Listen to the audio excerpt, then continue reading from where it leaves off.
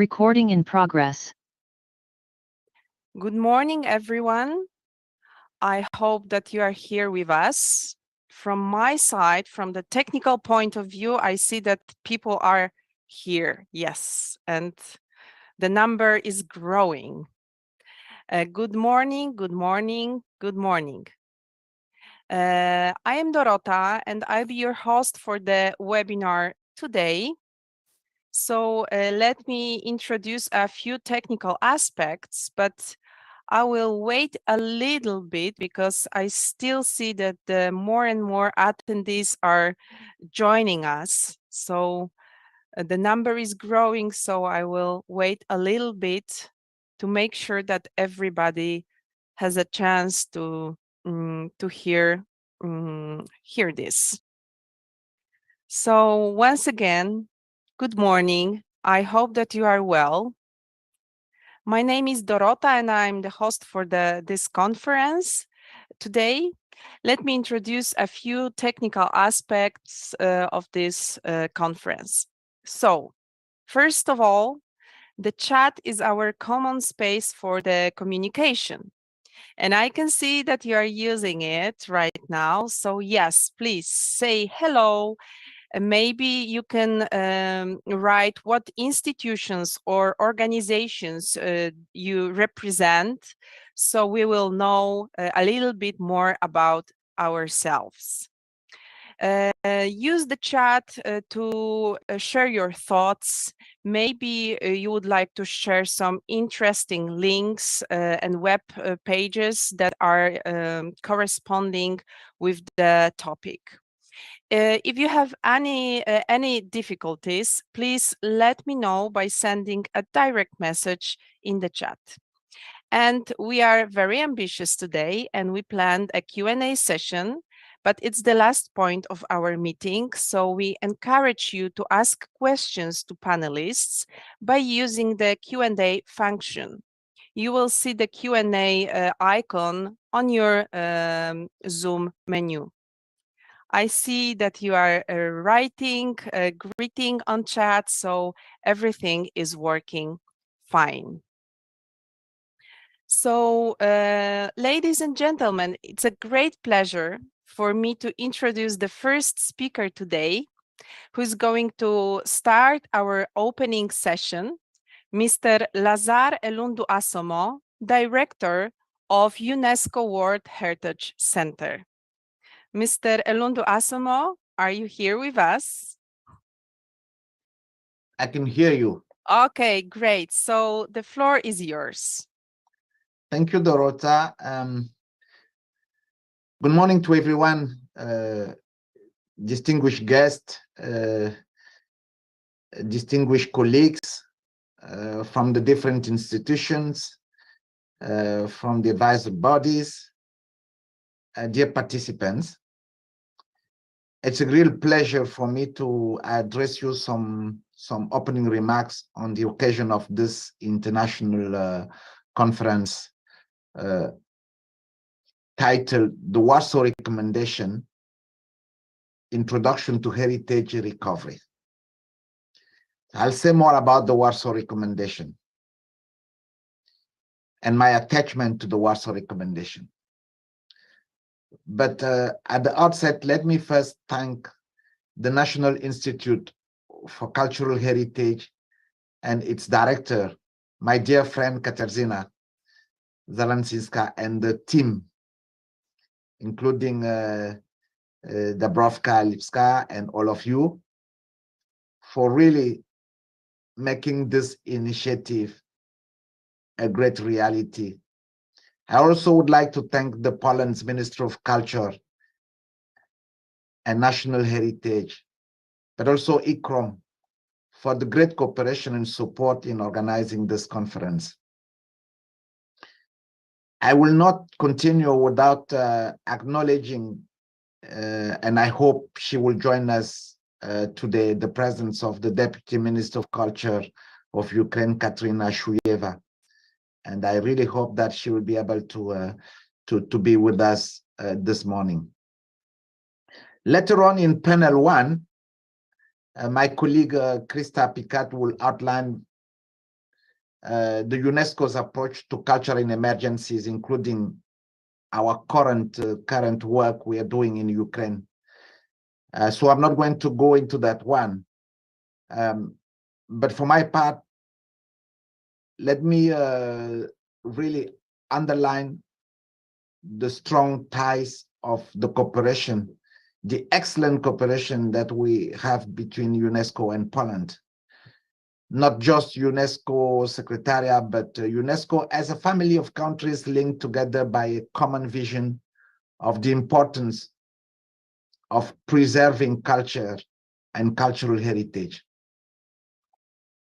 And Poland was among the earliest supporters of the World Heritage Convention, whose 50th anniversary we celebrated this year. And recently, we organized the Delphi conference in Greece. Poland ratified the convention in 1976, 2 years before the first inscriptions started. And Poland was also a major player in the development of the work of the World Heritage Committee, because Poland not only had 2 mandates as committee members, but also hosted the 41st session of the committee in the beautiful city of Krakow. And I remember some of us were there, and some of us really enjoyed, this 41st session of the committee in Krakow. So for decades, experts trained in Poland have contributed to the study and preservation of World Heritage sites on different continents.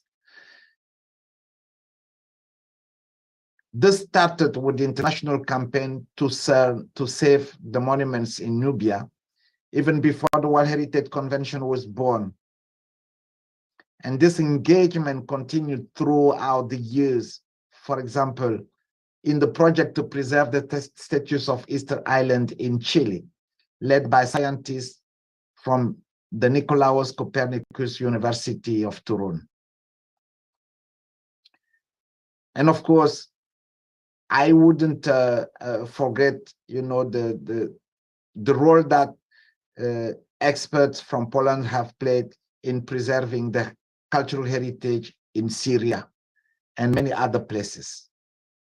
And this continues today with Poland's exemplary engagement and support to protect the cultural heritage of Ukraine in the face of the current war. Protecting cultural heritage calls not only for financial and in-kind assistance, but also for sharing expertise, for learning from each other, for joint training and research.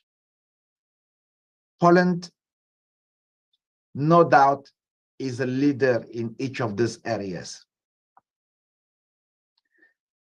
So it wasn't a surprise that in the Polish capital of Warsaw, the Warsaw Recommendation on Recovery and Reconstruction of Cultural Heritage was developed when we co-organized, together with Poland, the International Conference on Reconstruction. And this I remember every day that we spent in May 2018. I keep each and every memories of all the moments that we spent and the discussion that we had in putting together with all the 200 participants in this conference, this landmark recommendation that will guide us for future reconstruction, not only of World Heritage sites, but of cultural sites globally. And it keeps I keep remember also, that we were inspired by having this discussion, by drafting each and every sentence in this beautiful castle. So Warsaw was indeed a fitting venue for that conference. The Historic Center being an exceptional example of the comprehensive reconstruction of a city that had been deliberately and totally destroyed. The foundation of the material reconstruction was the inner strength and determination of the Polish nation, which brought about the reconstruction of the heritage on a unique scale in the history of the world. And I still have in mind, this discovery that I had, that during the reconstruction of Warsaw, and in particular of the castle, bricks were collected from different parts of the cities to contribute to the reconstruction. And that's the sense of the reconstruction. That's the sense that you give in the reconstruction when you mobilize everyone in the country to bring back each and every pieces in order to save the cultural identity that would help everyone recover from trauma. With all this rich experience and expertise, combined with deep felt solidarity of Poland with Ukraine and the support and assistance provided, I really have no doubt that today's conference, focusing on the Warsaw Recommendation, will be most fruitful and useful for Ukraine's heritage stakeholders, whom I greet and I welcome in this conference. In closing, I would like to reiterate some of the words of Audrey Azoulay, the Director General of UNESCO, that we must safeguard the cultural heritage in Ukraine as a testimony of the past, but also as a catalyst for peace and cohesion for the future, which the international community has a duty to protect and preserve. And in this, Poland is playing a leadership role, and we can see with this conference, and we can see with all the involvement of Poland at all levels, including individual experts that are dedicating their time to work together with Ukraine professionals to support them in order to contribute to saving this unique heritage and cultural heritage of the country, without which part of the world cannot be understood. So this is our duty, and this conference is going to contribute to it. So I thank you for your attention, and I wish you a fruitful discussion. Over to you, Dorota. Thank you very much. And right now I would like to ask Katarzyna Zalasińska, the Director of National Institute of Cultural Heritage of Poland. Mrs. Zalasińska, are you here with us? Yes, I'm here and I'm ready. Yeah, wonderful. So the floor is yours. Thank you. Thank you very much. I would like to start with thanking our partners, especially Lazar, for such a wonderful introduction and for all the kind words you just said about our contributions. I'm really moved. So I had something written to start, but yeah, I have to say it in the beginning. I would like to thank you for your trust, for the trust of UNESCO partners, and for believing in us, and we delivered many good things together. And Warsaw Recommendation is one of the milestones I would like to believe. But starting this introduction speech, just very briefly, I would like to share with you some more information about the context of our today's meeting. Because Warsaw Recommendation that we worked on in 2018, that we talked on very good workshop in 2020, that I'd like to mention too. is now actually operating in totally new context, the context of war in Ukraine that I would like to talk about a little bit, because today marks the 274th day since the beginning of this unjustified aggression of the Russian Federation against the sovereign territory of Ukraine.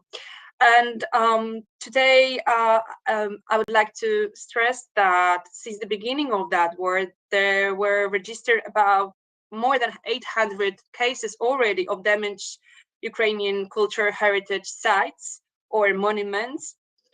Poland knows very well the meaning of cultural heritage laws. This is what Lazar just said.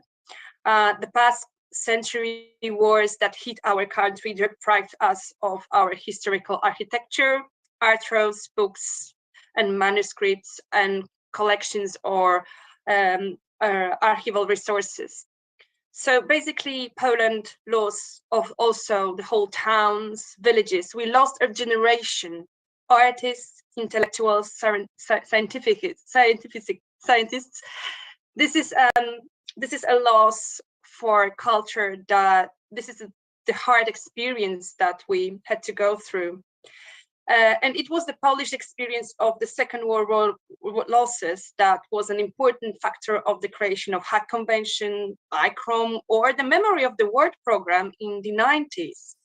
So we therefore feel a special responsibility to care for the memory of the difficult experience of recovery and reconstruction. But we also feel obliged to share this experience. I'm really grateful that we meet today to talk about Warsaw Recommendation and to talk about this practical application of this very important instrument. So on behalf of the organizers, I would like to give the floor back to Dorota, as I will have that opportunity to talk a little bit more later on. So I think we can continue. Thank you very much.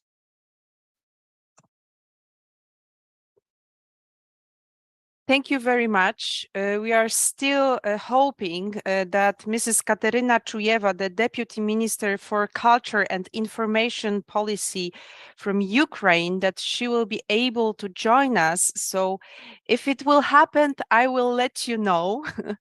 But right now, we can say that we can start the panel number 1. So I hope that we have that here with you is the moderator of this panel, Mr. Jakub Wiśniewski. Hello, hello. Hello to everyone. Yeah, I can hear you. Just move your camera to show more of you. Yeah. A little bit down to show more of you, not so much of the ceiling. Yes, thank you. Do we have the Krista Pikat here? Hello? Yes, Krista? I'm here. Oh, here. Good morning to everyone. Great, wonderful. I know that here with us is also Eugene Joe. Yes. And Katarzyna Zalasińska. We know that you are here because we hear you. We could hear you like a minute ago. So Mr. Jakub Wiśniewski is the moderator. I'm sure that all the panelists are here. So I leave them. I put them in your hands, Mr. Wiśniewski. Thank you very much. Okay. Thank you. I just have some small information that Ms. Czujeva, she will connect in 10 minutes. So that's just this information that just got. Okay. Wonderful. Okay. So maybe we will do it in a way that when Mrs. Czujeva will connect, I will let you know and we'll give her a floor, okay? Because Okay. it's a unique situation, as we all know. Thank you. Yes, we understand. Thank you very much, Dorota, dear distinguished guests, dear participants. It is a great pleasure for me to be here, to be moderator of the first panel. Let me very shortly introduce our panelists. We have on the board Ms. Krista Pikat, Director of Culture and Emergencies entity in the UNESCO culture sector. We have also Eugene Jo, program manager from the ICOM, from program World Heritage Leadership, and also Ms. Katarzyna Zalesińska, director of National Institute for Cultural Heritage of Poland, also heads of Center for culture helping Ukraine for Ukraine. Let me start with one short thought, because in my opinion, our panelists and the institutions that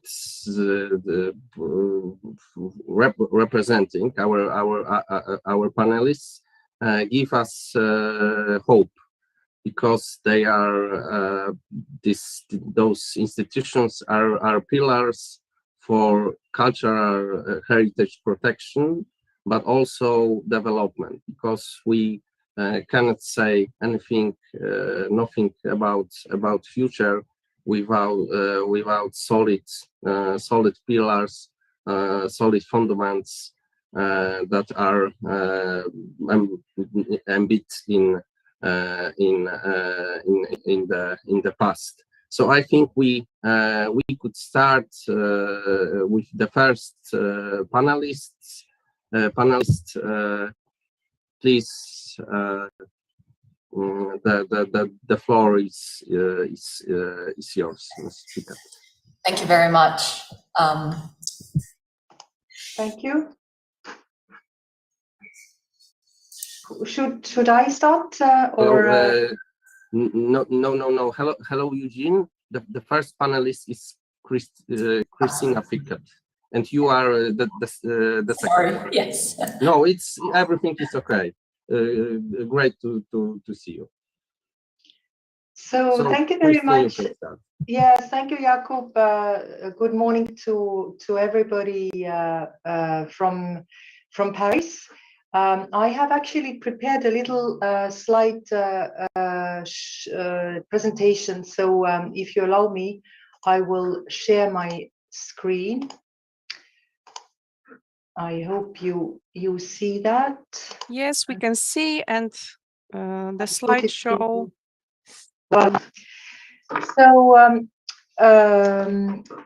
Just one second. If you can turn on the slideshow mode. I think I have turned that on. You don't see that? Still, it's not the slideshow. So let's try once again. Okay. If not, we can leave it like that. But let's try. Okay, I'll try again. How about now? No, it doesn't. We still see the little icons of the slides on the left side, but it's fine. We see the main slide as well, so we can. Yeah, apologies, because on my screen it's actually as a slideshow. I know sometimes it works like that. No worries. Okay. Thank you. Apologies for that. I just wanted to start before I speak a little bit about UNESCO's action in Ukraine. I also wanted to sort of give you a little overview of why UNESCO, United Nations Educational, Scientific and Cultural Organization, actually engages in emergency situations. Of course, our work is founded and is framed in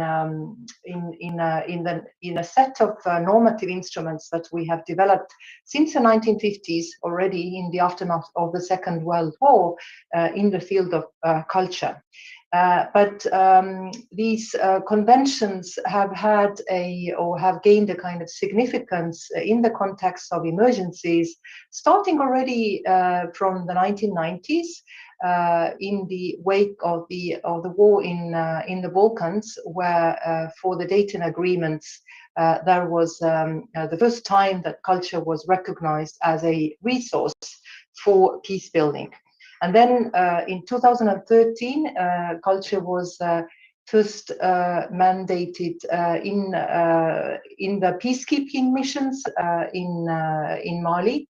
And then in 2015 and 17, we saw already some recognition within the UN Security Council resolutions of the significance and importance of culture, in particular in the context of the war in Iraq and Syria. So as I said, we draw on the set of normative instruments that culture has developed over the years. We take pride in the fact that our approach to culture in emergencies actually covers the various aspects of the culture sector. So it's really a comprehensive approach, which I also believe resonates strongly with the Warsaw recommendations. You actually see one of the global policy tools and guidelines that we have developed jointly with the World Bank, and which also makes a reference to Warsaw recommendations. And this set of normative instruments and policy guidelines actually allows us to engage at the country level in an operational manner to provide policy advice, build capacities, monitor the damage, and also do international advocacy at the UN level. So now turning to Ukraine, just to briefly mention that, of course, UNESCO's engagement is based on the draft Ukraine recovery plan that has been developed by the Ministry of Culture and Information Policy, as well as, of course, the Ukraine Rapid Damage and Needs Assessment and the work that the United Nations does at the country level. So we are part of the UN family. The priorities for our engagement in Ukraine were defined in a letter of intent that was signed during the visit of Minister Tkachenko to the UNESCO headquarters late August. And you see them on the screen. And I will actually use these priorities also to walk you through the main engagement areas for UNESCO in Ukraine. So the first concerns monitoring, assessment, and documentation of damages to cultural heritage in Ukraine. And here I want to mention that since the first day of the war, UNESCO has been monitoring the damaged cultural sites in Ukraine. And we do this in partnership with UNITAR UNOSAT program. So this is a sister agency that provides us with satellite images, and that allows us to verify and cross-reference the damaged sites. So we have also developed a special approach or methodology to the categories of monuments and buildings that we survey, and you see them on the screen. So as of yesterday, our verification had 219 sites verified, and you see the breakdown in different categories. I apologize to interrupt you, but we have a feeling that we still see the first slide of the presentation. Okay. So maybe you can stop sharing screen and try it once again. Sometimes this. Can I perhaps post now? my... Yeah, now it's now it has changed. Yes. Okay, now it has changed. Yeah. Okay, so thank you. Okay, let's continue. Yes. Yes. So all right. So I'll then move to the next slide. Thank you. Okay. Now I'm at the slide concerning reconstruction and recovery of cultural heritage. And here I would like to highlight actually one project that we are implementing in Odessa that provides a very sort of practical support to the regional administration on the ground and then some institutions. We have provided actually protection materials and equipment. We have supported the emergency inventorying of the Odessa Fine Arts Museum and Museum of Modern Art collections. And we have also supported the marking of the buildings in Odessa with the blue shield emblem of the 1954 convention, Hague Convention of UNESCO. We are also trying to provide support for cultural sites and museums that are at greatest risk in light of the winter season that has already started. This is an appeal that the Ministry of Culture did to us, and that we actually also shared with our partner network of a list of equipment and materials that are needed, as well as the urgent renovation works. And I'm very happy that the National Institute of Cultural Heritage of Poland also agreed to partner with us in the delivery of this kind of emergency support. Turning now to the revival of institutional capacity of cultural institutions and cultural education, which is the third area of priorities for UNESCO's engagement. I would like to mention that we have launched a culture hub in Lviv.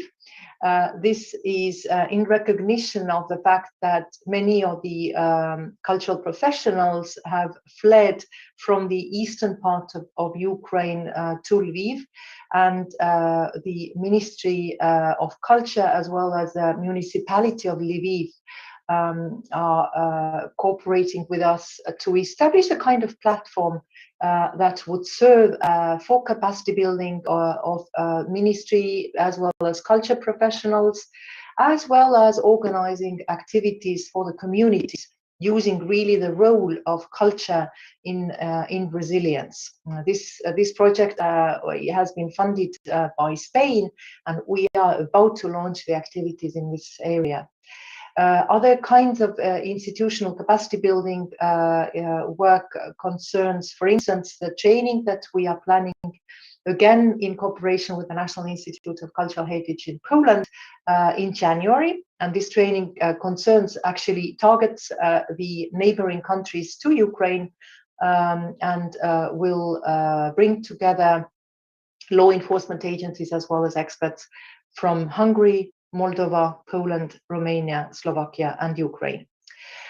We have also conducted a series of online workshops for museums in Ukraine, and there I'm very happy that we've been able to really draw on the wide network of UNESCO's expert partners to provide very practical support and advice to the representatives of museums in Ukraine, how to deal with the safeguarding and protection and conservation issues in circumstances where you don't have electricity, you have the rise and fall of temperature, and the collections are really under threat. We do not only work on tangible heritage, we also work on intangible aspects of heritage. And here's an example of our engagement with displaced communities outside of Ukraine. Again, one of the activities that was conducted concerns neighboring countries, Hungary, Moldova, Poland, Romania, and Slovakia, where we actually carried out a needs assessment to understand what are the challenges for the Ukrainian communities who have needed to flee their country. And then we localized an educational material toolkit to integrate intangible cultural heritage elements into the education programs in these countries. And of course, when we speak about culture, we also have to speak about creative industries and artists. There is no doubt that they have been hit hard by the fact that they have lost their livelihoods because of the war. So again, one of the support areas has been to first support the artistic creation in Ukraine, and at the same time then also provide some, especially women Ukrainian artists who fled the country with their children to the neighboring countries, to sort of facilitate resident opportunities for them and support them with small grants. because we need them to be able to continue their creation and then return to Ukraine to continue the artistic creation there. And the last but not least area concerns the digital transformation of cultural heritage management. And this is where we are really trying to see how to rationalize and consolidate all the different efforts that are underway. I think it's wonderful that Ukraine has benefited from support of different donors and funds and actors. So it's really a challenge for them to make sure that these different initiatives really come together and form a comprehensive approach.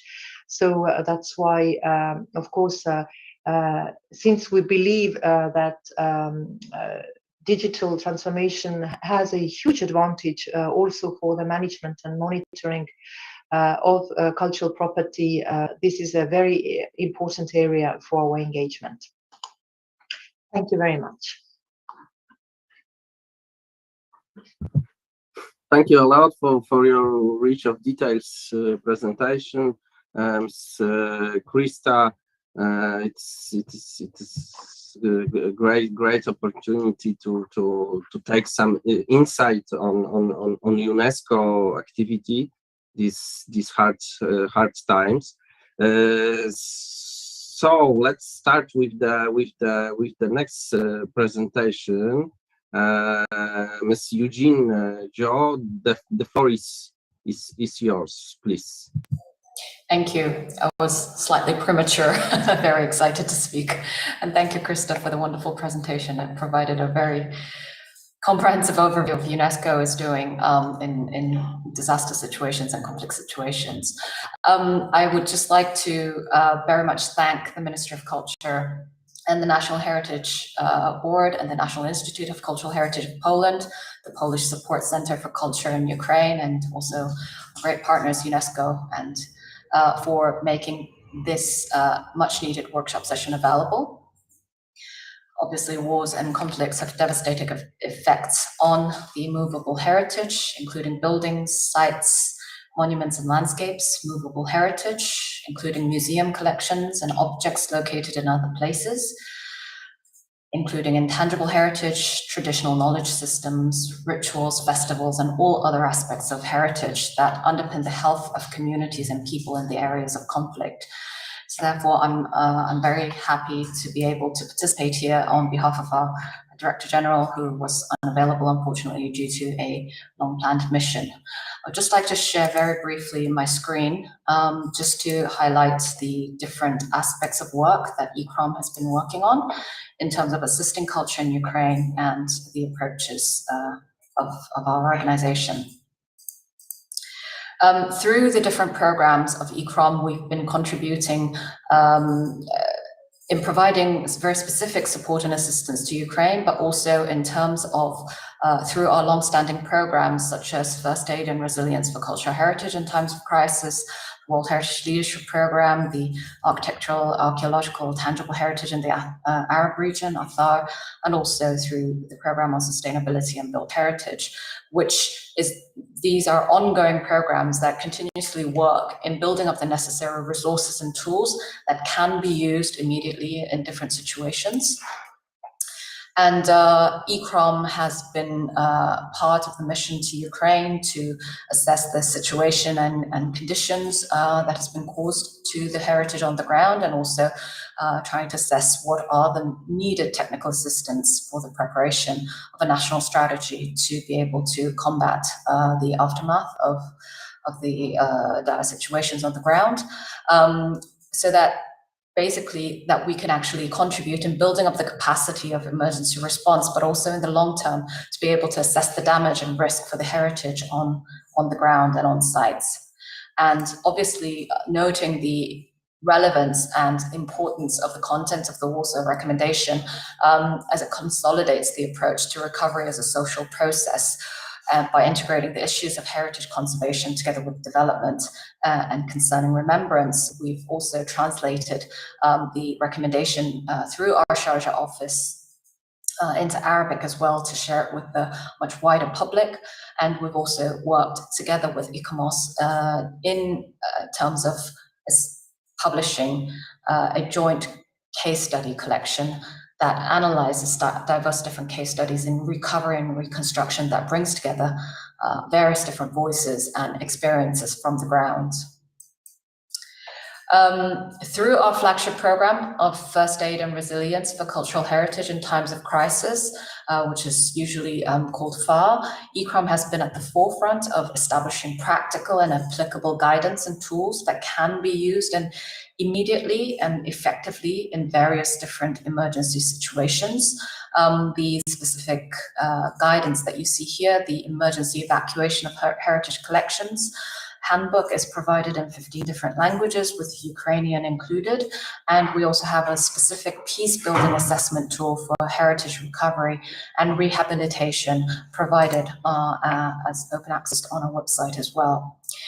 The handbook and toolkit of first aid to cultural heritage in times of crisis is a holistic handbook that doesn't only apply to just museum collections, but also which provides guidance for rescue and emergency response measures that can be applied in various different situations, regardless of the different typologies of heritage, whether it be tangible or intangible. That also ensures a way to engage the local communities, heritage practitioners, emergency response officers, and also the humanitarian aid sector. And we all know, however, that emergency response cannot be deployed without proper preparation and planning. And we understand that disasters, whatever their nature may be, have the tendency to be combined together with various different factors, which can lead to different needed long-term mitigation and recovery measures. And we're also very much working on building up that preparation phase as well, that we can be much better prepared in terms of facing these issues should they happen anytime before the disaster. ICROM is very much working within the framework of the 2030 Sustainable Development Agenda in acknowledging that heritage conservation and management is and can contribute to support the 4 different pillars that are identified in the 2015 Sustainable Development Policy for World Heritage, and very much contributes into fostering peace and security, as you can see. And this is very much the backbone of how we are approaching all types of management, whether it be in current disaster situations or not, that it has the potential of becoming the engine and becoming the vehicle of fostering peace and security in any different situations on the ground. ICROM's primary objective of capacity building is done through people, and this is very much going to be and is at the forefront of all our activities, of being able to reach out to people and connect them and to build up the capacity so that we can actually get through the difficult challenges all together. And with this, I would like to conclude my presentation. Thank you. Thank you a lot, Eugene Joe. All we can see the synergy between ICROM activity and also UNESCO. We can see a common job that are maybe observed from many point of view, expertise, activity, toolkits. I can share with you also information that we now deep study toolkit for impact assessment, heritage impact assessment.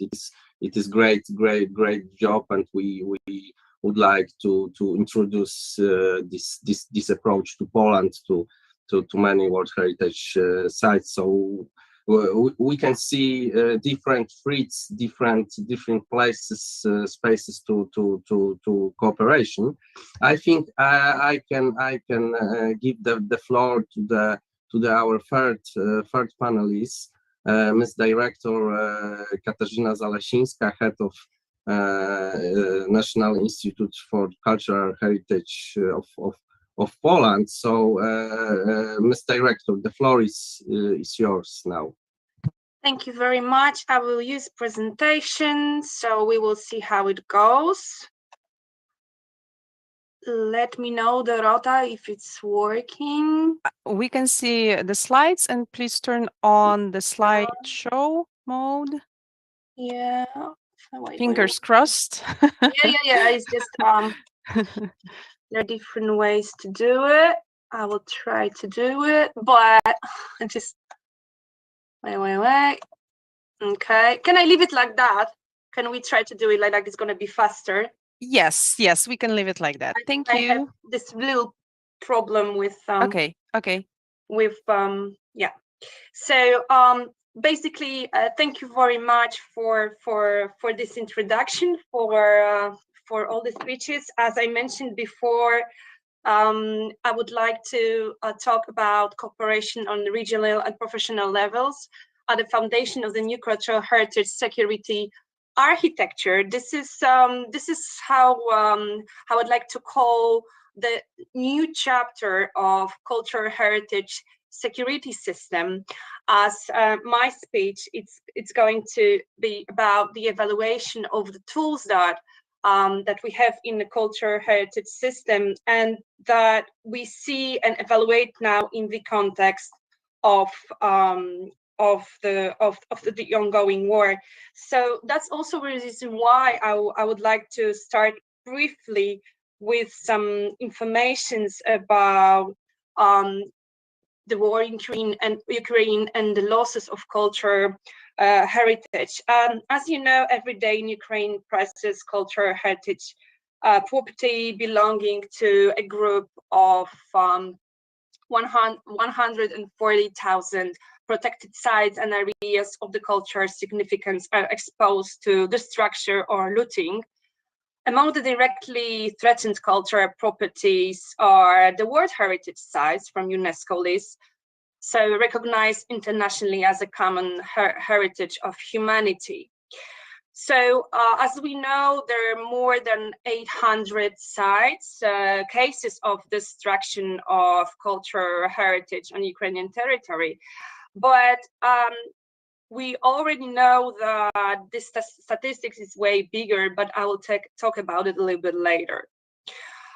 It is really worth to stress that more than half of these cases concern religious sites or also of exceptional cultural significance. Since the outbreak of the war, over 40 museums and archives had been destroyed. And once again, I'm sorry for apologize. I apologize that I interrupt, but please try to change the slide by clicking. But I didn't want to change it yet. Okay, because we are worrying. Okay, thank you. I'm still on the introduction. Yes, okay, thank you. So, but coming back to the statistics, by way of examples, 12,000 documents related to Stalin's repression against Ukrainian people were burned down in Ukraine's archives of the security service in Chernihiv region. So the media have repeatedly reported of the unprecedented looting of the museums in Mariupol, Melitopol, and Kherson, where a treasure trove of golden items dating back to the Scythian culture has been missing among others, along with valuable archaeological relics, paintings, weapons, coins, and so on.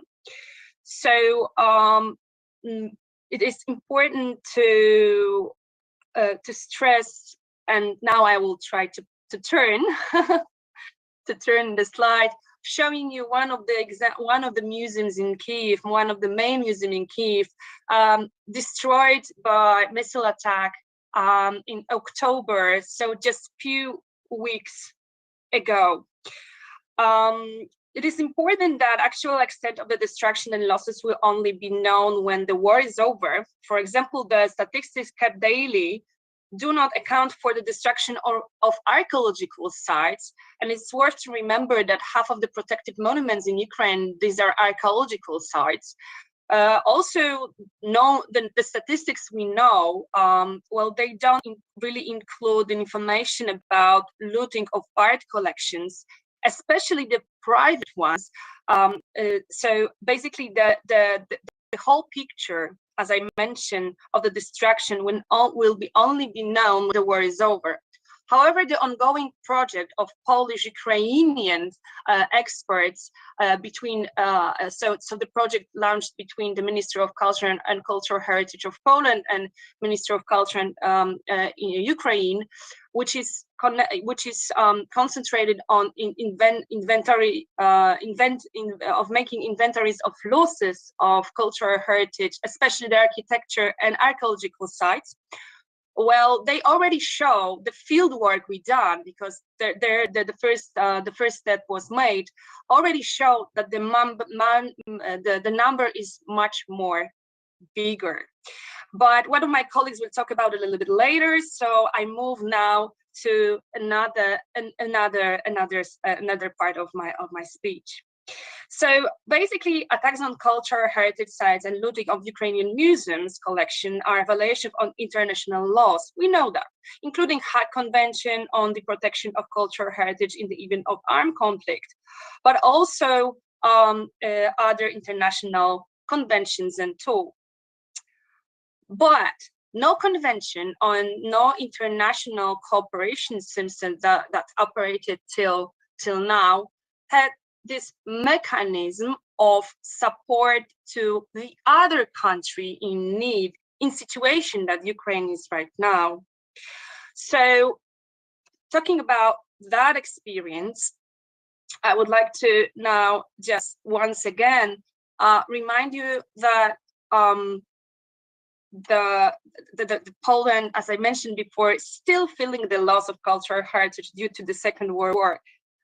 So there was no doubt that we were one of the countries that started to organize help as one of the first actors. Also, we organized the mechanism and the whole system in the first days of war. And also, the Polish Support Center for Culture in Ukraine was established as an initiative of Minister Piotr Gliński, the Deputy Prime Minister and Minister of Culture and National Heritage. One of the main tasks of the center is to coordinate the support, the aid, on national and international level, as there's a lot of international partners that trust us and work with us starting from March. So through our warehouse, there's a lot of international help that goes to Ukrainian institutions. Here on the picture, you can see in the left corner some of the materials that was sent by ICOM France, being one of the partners that we worked with. Most of our help and support was sent to museums. However, there were libraries, there were theaters, there were other artistic institutions, archives, or archaeological sites that we could help and send the support. Basically, there are more than 111 institutions that got our help past month. But there are new deliveries that we actually prepare, and we hope to get to our partners as soon as possible, as the winter is coming, as you know, very, very fast. But coming back to this new architecture of cultural heritage security, I would like to say that the first thing that we have to think of while analyzing the ongoing war is, well, two words: deliberate destruction. As you probably know, there are examples that we can already mention in Ukraine of the deliberate destruction of Ukrainian cultural heritage, sites cherished by local and national communities and of international recognized cultural values were intentionally targeted and destroyed by Russian armed forces. Such actions resulted, for example, in the complete destruction of Donetsk Academic Regional Drama Theater in Mariupol, entered into the register of historical monuments of the national historical monuments. But there are a lot of others in Kharkiv or outside of big cities, sites, historical sites that they were targeted deliberately because of being historical and cultural sites. So basically, thinking about this new architecture that I mentioned in the beginning, there's this first factor that is very important to stress. Another thing that I would like to talk about, also in the context of Warsaw Recommendation, is the international and regional cooperation. As you know, Warsaw Recommendation on Recovery and Reconstruction of Cultural Heritage was created with the strong support of UNESCO, but it was actually the outcome of international cooperation of partners on, sorry.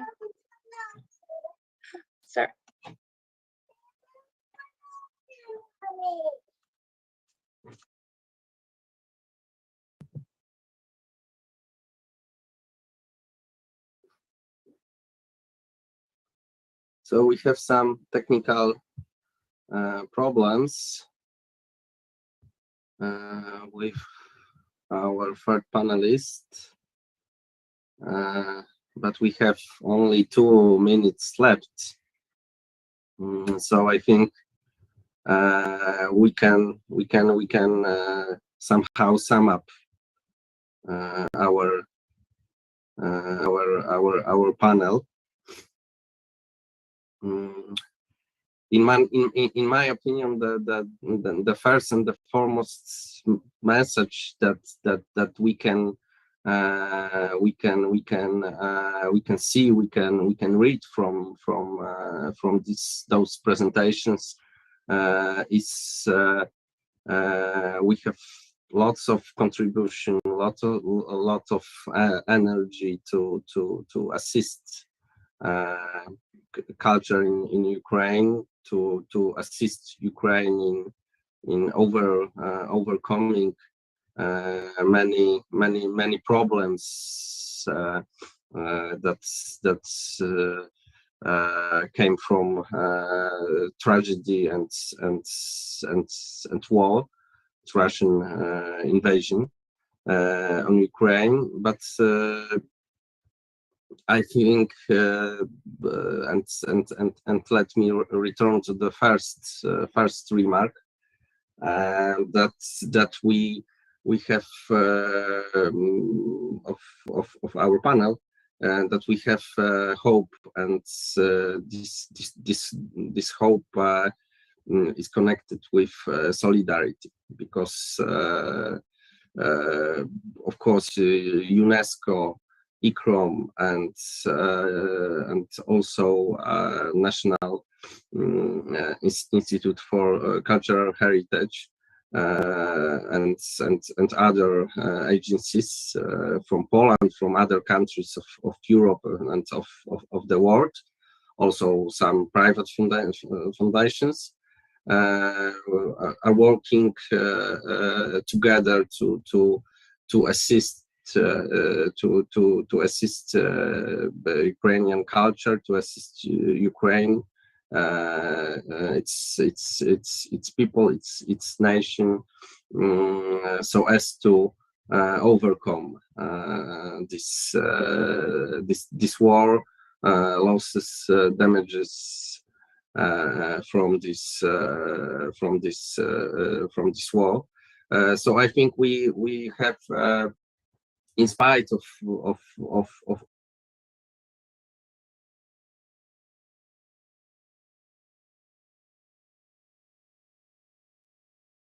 We have some technical issues, so just please give me a second and I will help Mr. Jakub Wiśniewski to come back to us. As we know, it happens.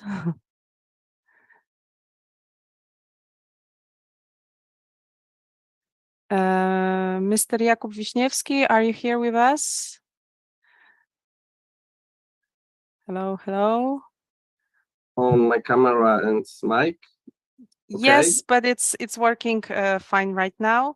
Okay, And Ms. Katarzyna Zalesińska is with us. Okay. We are short of time, so Ms. Yes. Katarzyna, just Sorry, I had final technical- thoughts. Yes, technical problems. However, to sum up, the regional cooperation and international cooperation, and also the experts' cooperation, already built this result. Polish Support Center for Culture in Ukraine is one of the examples how to adapt previous cooperation and the framework of preparation to new situation. I would like to mention the Polish-Ukrainian project that or program based in Żopia, Ukraine, that we actually in which we operate. And the result of this cooperation was the 2013 inscription on World Heritage List, the wooden churches, but also now that gives us the framework to build support mechanism.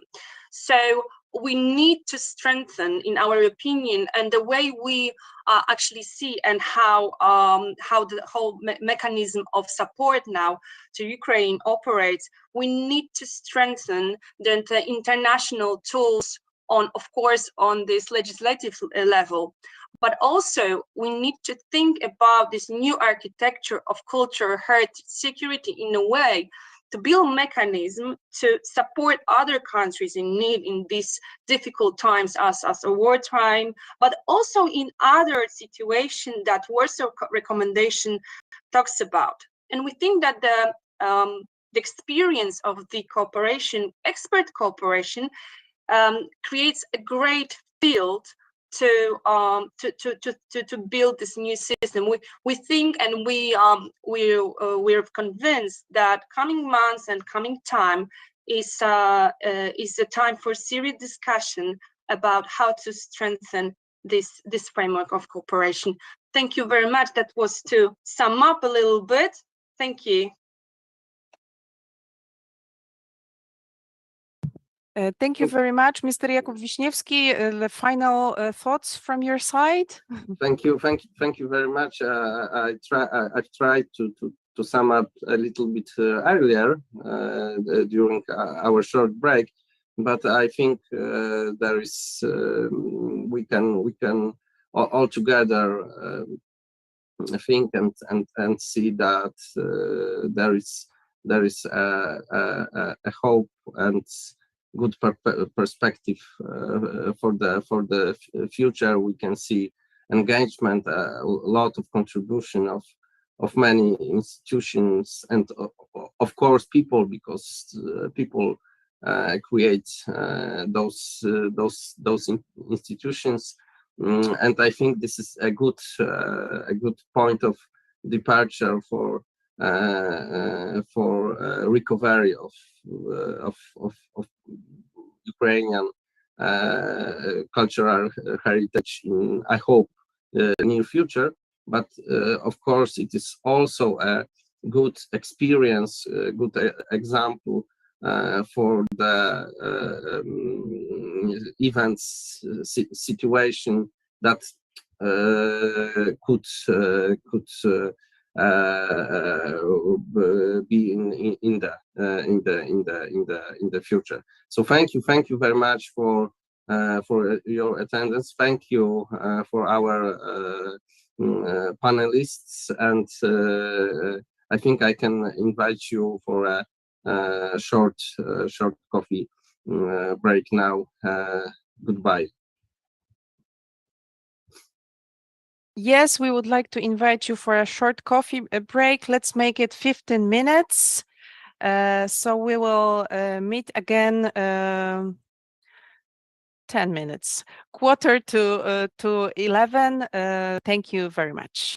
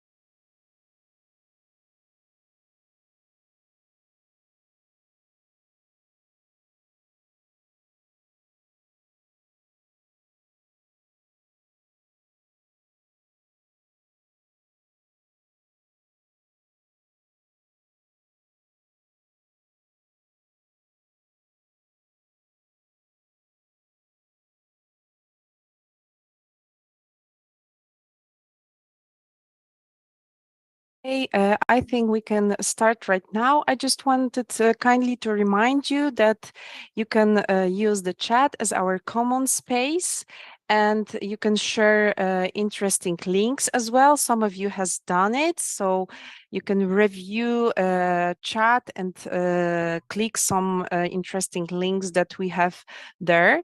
You can also ask questions to panelists using the Q&A icon on your Zoom menu.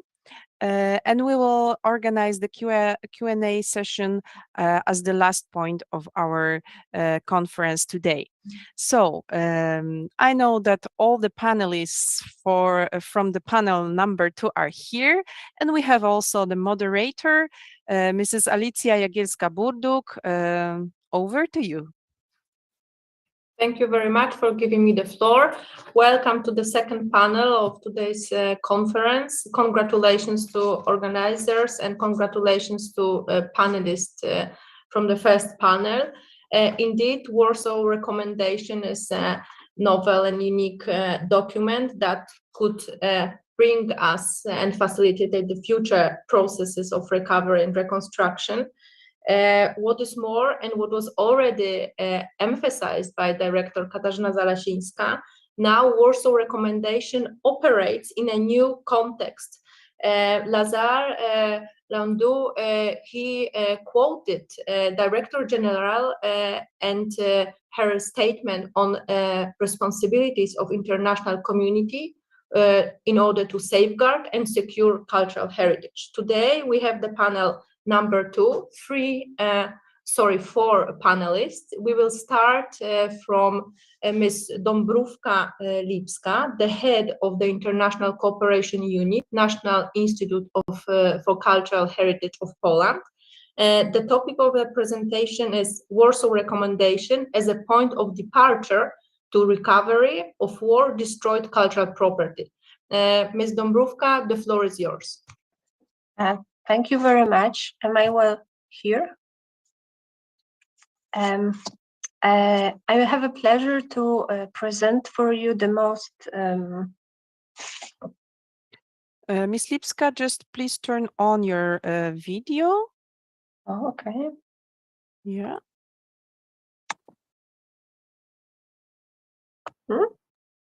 The video is not working, but we can hear you. Oh. Now it's working. Okay. Okay. I'm here, believe me or not. I have the honor to present the most important elements of Warsaw Recommendations. It's really hard to talk briefly about the whole document, but I will try to do that. At the beginning, I would like to also apologize for my small helper who could appear somewhere around. So I will share my presentation with you.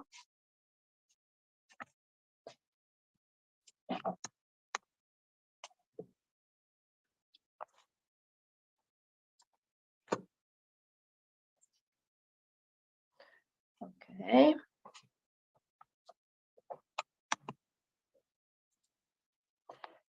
Fukushima in 2011, Timbuktu in 2012, Syria in 2015, Syria in 2017, Kathmandu, Nepal 2015, Mosul 2017, Kharkiv, March 2022, Irpin, you can recognize that photo from our invitation, also summer 2022, Kiev, October 2022.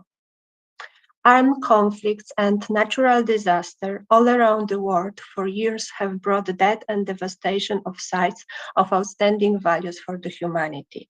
Destruction of both cultural and natural heritage are not only a problem for the country where they occur, they pose an important problem and a challenge for all the international community. As stated in Article 4 of World Heritage Convention, heritage should be protected and passed on the future generation by the state party of the World Heritage Convention. However, state party can count on international assistance in case of need, as it's also the heritage of humankind. The emergency of an increasing number of demanding heritage recovery cases and the obligation under the World Heritage Convention lead the World Heritage Committee, World Heritage Center, and Poland as a state party to take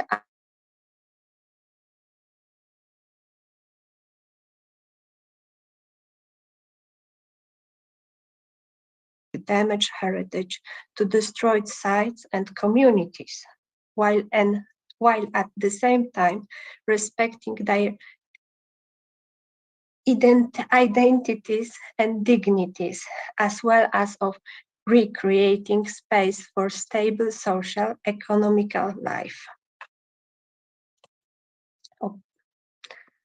The conference, organized by Poland and World Heritage Center, entitled "The Challenges of World Heritage Recovery, International Conference of Reconstruction," became a platform for sharing experience. It took place over 4 years ago in March 2018 in the Royal Castle in Warsaw.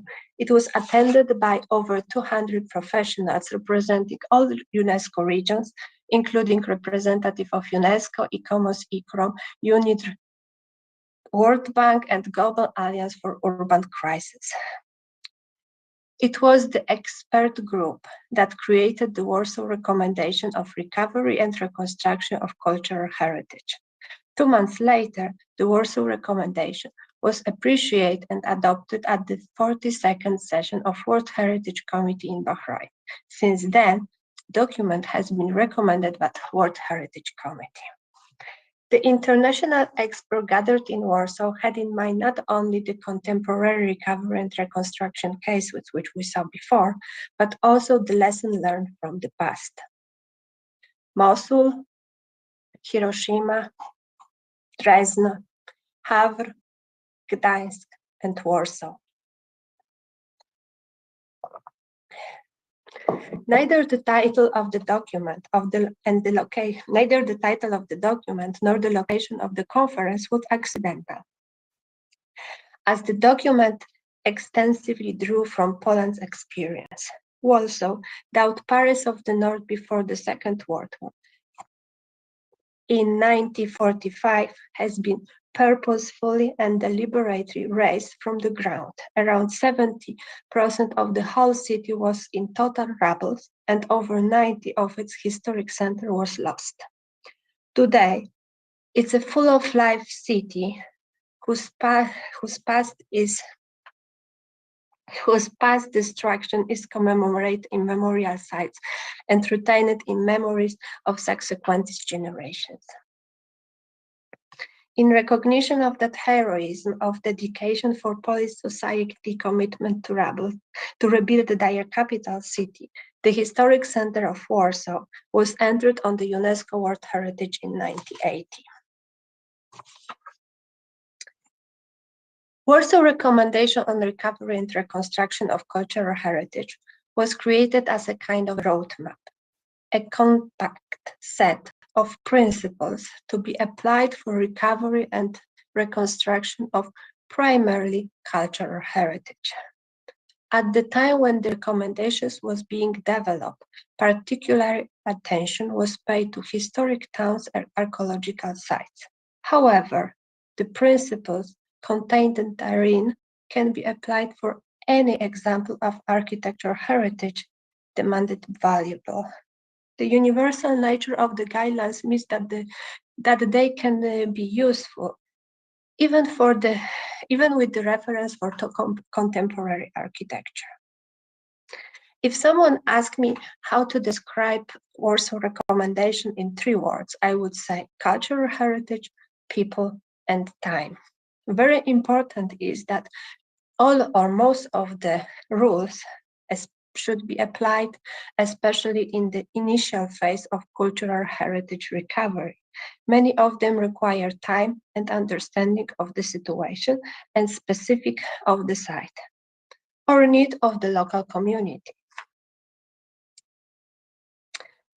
Cultural heritage is about people. It's created by people who equip sites and artifacts with not only tangible form, but also, most importantly, with values and emotional touch.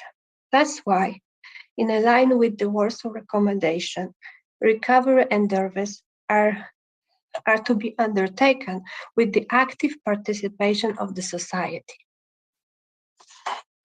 People have every right to overcome the trauma of conflict by reconstructing their cities, villages, and cultural heritage as a means to reaffirming their identity, restore their dignity, as well as economical recovery. Cultural heritage should not be considered in isolation from other broader social, economical, and environmental issues in the context of post-conflict and post-disaster recovery and reconstruction policies and plans. It's an important peacemaker and peacekeeper. The Warsaw Recommendations stress the importance of respect of values, upheld by the local, regional, or international community. Everyone has the right to define both positive and negative values. The process of defining values is multifaceted. It's one area where everyone has his or her own distinct opinion, and at the same time, everybody has a right. The difficulty is to identify those values that are most important and conducive for community characterizing by diversity of opinion. The recommendation also stressed the need to account for new values born of the trauma and destruction. I would like to explain the pictures of my slide.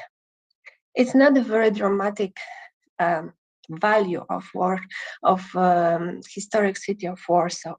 That portal which you see is made during the reconstruction to memorize lady, which you see on the bottom, were feeding birds for the whole beginning of the war, during the war and just after it. She became a symbol of that street, of that area. That's why during the reconstruction, they try to commemorate, they try to give the new value in the historic area. Values in many cases are represented by their tangible attributes, which could be various kinds of reminds, what is direct, connected to the right to commemorate. It's more crucial that the narrative of traumatic events should reflect perspective of all involved social groups. It's very hard to make a decision what, who, and why, and how going to be commemorated, but it has to be done.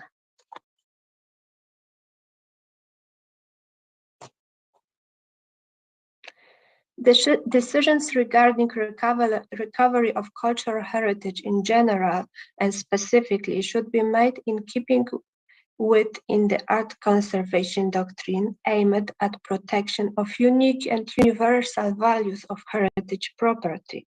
The currently binding art conservation doctrine accounts for the linkage between tangible and intangible heritage, referring among others to the NARA document.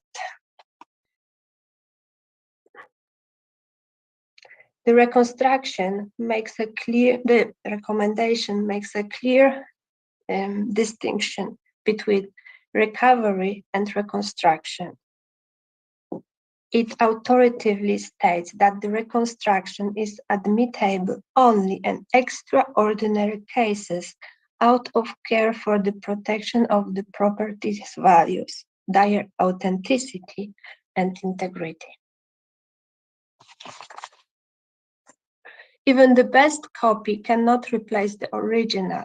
An authentic piece, by its appreciation, even cracked, but its appearance, even cracked or damaged, tells a story of the place and of the people who created. Then you can see 3 examples from Warsaw. On the top is the rest of ghetto wall, just a small piece of the huge wall between buildings. It's a house, tenement house in the city center, and also the kind of action which is coordinated by the Warsaw Monument Protecting Office to memorize very small samples, very small examples of destruction, like for example, of Second World War destruction. That's important. Recently, like in many houses, you have a small house after bullets, after fights. So that's the way to remember. That's the way to taking care about it. Another important issue highlighted in the recommendation is importance of documentation. In the recovery process, it's important to collect and analyze documentation, but it's a duty for all of us. Documentation should be systematically maintained regardless of the situation. Armed conflicts and natural disaster only confirm the need for documentation, photographic documentation, measurement, drawings, maintenance of archives, of conservation work, or inventory of content, inventory catalogs of museums. During warfare or just after natural disaster, it's very important to document the existing state of the damage. The next stage, preparation of recovery, will involve preparation of the complete map of damages, destructions of cities, regions, and so on. Securing and sifting rubbles in search of architectural details, fragment facades, historic windows, doors, stairs, and so on. It's also kind of a documentation. At first, destruction provoked disbeliefs, indignation, despair, and after, sometimes they give rise to sometimes heated debates in various circles, as well as a great importance of the local residents and youth. Everything is caused by limit of time and resource. That's why it's so important to have time to discuss. It's have time to think how we're going to deal and how we're going to manage various of problems. At the very end, I want just to say that recovery is a long and demanding process, which needs a lot of patience and various actors. In that document, there is a lot of information which are not directly said. For example, the case of climate change, which is also so important, also in the relation of recovery and reconstruction. It's not directly mentioned in Warsaw Recommendation, but Warsaw Recommendation mentioned sustainable development goals, where the climate actions, life, and climate change is also mentioned. Recovering, reconstruction with the respect for the nature and with the respect for the climate, it's very important for us. Maybe it's avoid another destruction.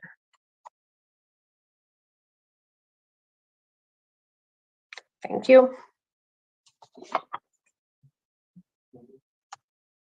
Thank you, Ms. Dąbrówka-Lipska, for your presentation. Indeed, as you presented, reconstruction and the recovery, it is all about multi-dimensional processes that have many components, parallel actions.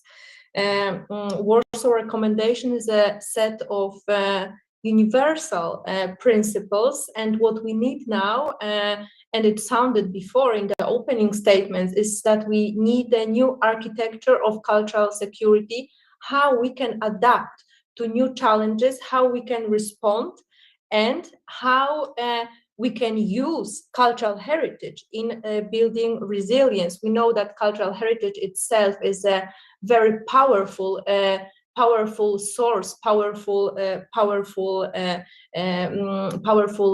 thing, so that can bring us to a next level in terms of living COVID and dealing with COVID challenges here, with building resilience, and therefore it is strongly connected with the second presentation about holistic, sustainable, and resilient recovery of Mosul. building on Warsaw recommendation. I really wonder how our presenter, Rohit Yatsu from ICROM, the Urban Heritage, Climate Change and Disaster Risk Management, will anchor his thoughts and presentation in the Warsaw recommendation. Dear presenter, dear colleague, the floor is yours.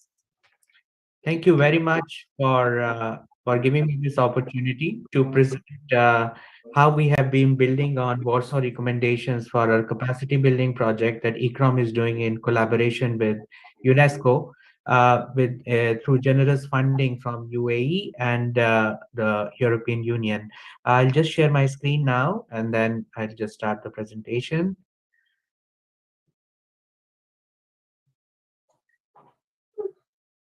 Okay, so well, the first thing that we need to understand is that Mosul is very important as a historic city. It has been one of the ancient cities. Mosul, in fact, means meeting point, and therefore many cultures have really interacted here, and it represents really diversity in many forms. There have been many religious, social, ethnic groups who have been living together in the city for centuries. Unfortunately, with the occupation by the militants, the city was really damaged, and therefore the recovery of this city is a huge challenge. UNESCO has been involved in recovering the three important landmark structures in the city. One is Al-Hadba minaret. As you will see, it's a damaged part now after the occupation. It was damaged. And also Al-Nuri Mosque and two important churches, Al-Zahar Church and another church. So there have been two churches and one mosque and this minaret, which are being reconstructed as a part of UNESCO's effort to bring back the spirit of Mosul. ICROM has been really involved in building the capacity of the local professionals as well as craftsmen to really help towards this process of recovery, because it is important that the recovery process is giving more livelihood opportunities as well as develop the local skills that are necessary for long-term sustainability of the interventions. So here are just some of the images of those important monuments that are being reconstructed now. But for ICROM, we wanted to move beyond just those three monuments and use the capacity building exercise to look at the larger city of Mosul and understand all the heritage components that are part of it, whether they are the houses, traditional houses, or they might be other humble structures which may not be large monuments but have very important meaning for the local community. So what was the focus of our capacity building program? The capacity building program developed by UNESCO has been by ICROM in partnership with UNESCO has aimed at developing skilled workforce to contribute towards recovery of the historic city of Mosul, to provide livelihood opportunities. So I'm going to also come to Warsaw recommendations and mention some of the key points that were there to reconnect with what we have really emphasized in our project as well. So definitely sustainability can only be ensured through the livelihoods generation of the local community and local professionals. That's why our training was not just to give them professional skills, but also to help them find jobs, which is important for the long-term sustainability of any intervention. Of course, to protect, restore, rehabilitate, and reuse cultural heritage is an important objective. And the idea is not just to really reconstruct heritage as it was before, but to find different ways in which heritage can find its creative meaning in current context. And therefore, values, as have been also advocated in Warsaw recommendations, are very important as a basis for determining what we want to recover and how we want to recover. Also, in line with Warsaw recommendation, our objective for capacity building has really focused on building back better, that is to use the opportunity of recovery to reduce the vulnerabilities that are embedded in our in our heritage sites. So how can we use the training program to really contribute towards building back better? And to develop a curriculum on heritage conservation and management based in local academic institution. Again, from the point of view of education and awareness, which is another important element in Warsaw Recommendation, we really wanted to use this capacity building program, not just to do one-off training activity, but to use this as an opportunity to really develop some long-term education program. And for that purpose, we collaborated in this project with University of Mosul, which is the local academic institution which can carry on this task after ICROM closes its program and supports its local professionals, and also the many of the faculty of the university are engaged in this, so that they can carry on this task after in the long-term perspective. So just to now mention about the approach that we have. So as I mentioned in my in the presentation, in the title, we have three basic principles in our capacity building program. The first one is holistic recovery, which means that we would like to mainstream tangible and intangible heritage belonging to various sections of community in the overall recovery process. Again, this is very much, as Warsaw recommendations have really emphasized, that intangible heritage is really an important element, and we cannot just consider the tangible aspects only. So for us, it's about recovering all dimensions of heritage. And even for the tangible heritage, it cannot be only limited to monuments, but also the housing, even public open spaces, the community spaces, which are really important part of the city where community comes together. The other principle is sustainability in recovery process. Again, very much as Warsaw recommendations have emphasized, to ensure that social, economic, and institutional sustainability is ensured through this capacity building program, and we do not create dependencies on external actors in the long run. Then the third principle, again, as I mentioned, that building back better, building resilience is an important element, and we have also emphasized that by stating that heritage has to enable, as a means, heritage will enable reducing vulnerability, building peace and reconciliation, and hence enhancing coping capacity, following the concept of building back better. So you can see that a lot of the important points of the recommendations have been determining the way we have approached our training program. So the objectives of the capacity building program are to strengthen and domesticate knowledge and expertise of the conservation and management of cultural heritage, and awareness of the importance among diverse local experts and community groups in Mosul, especially targeting young built heritage professionals. So for our training, the target group are the people from Mosul, whether they are professionals, whether they are community members.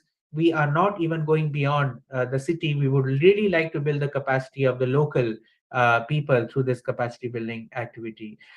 And in doing so, we want to equip professionals as well as craftspeople with skills that can ensure long-term livelihood opportunities within this multi-year recovery and reconstruction framework for Old Mosul. Our training or capacity building activity is divided into two tracks. The one track is built heritage professional development, and the second track is on building crafts revival and upgradation.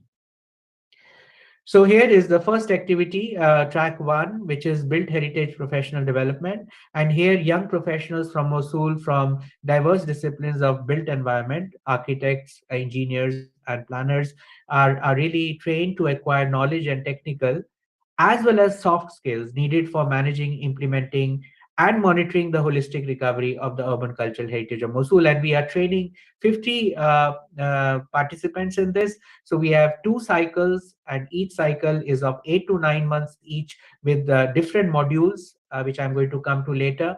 And now we have completed our first cycle, and we are going to move to a second cycle. So in all, we will train 50 architects, engineers, and planners from Mosul in this training.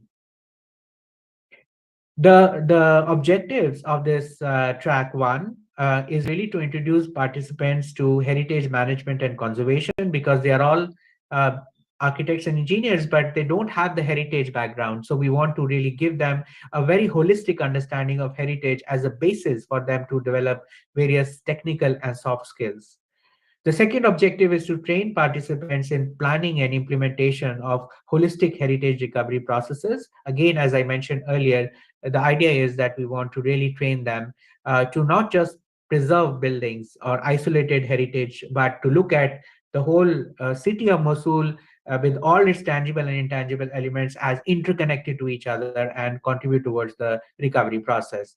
And the third objective is to equip participants with the technical competencies and soft skills needed for their involvement in the reconstruction initiatives that are already taking place in Mosul.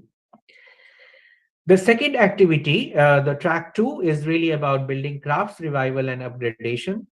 So we are actually working, we are training craftspeople again from Mosul to revive and regenerate traditional skills, and not only to bring the traditional skills back, but also develop and innovate new skills to address needs and constraints for the reconstruction of the built fabric of Mosul. So in this process, we are always very mindful of the fact that we cannot just train them in traditional skills, we have to also train them in contemporary skills, and they should be able to work with both so that they will get enough job opportunities as when they come out of these training.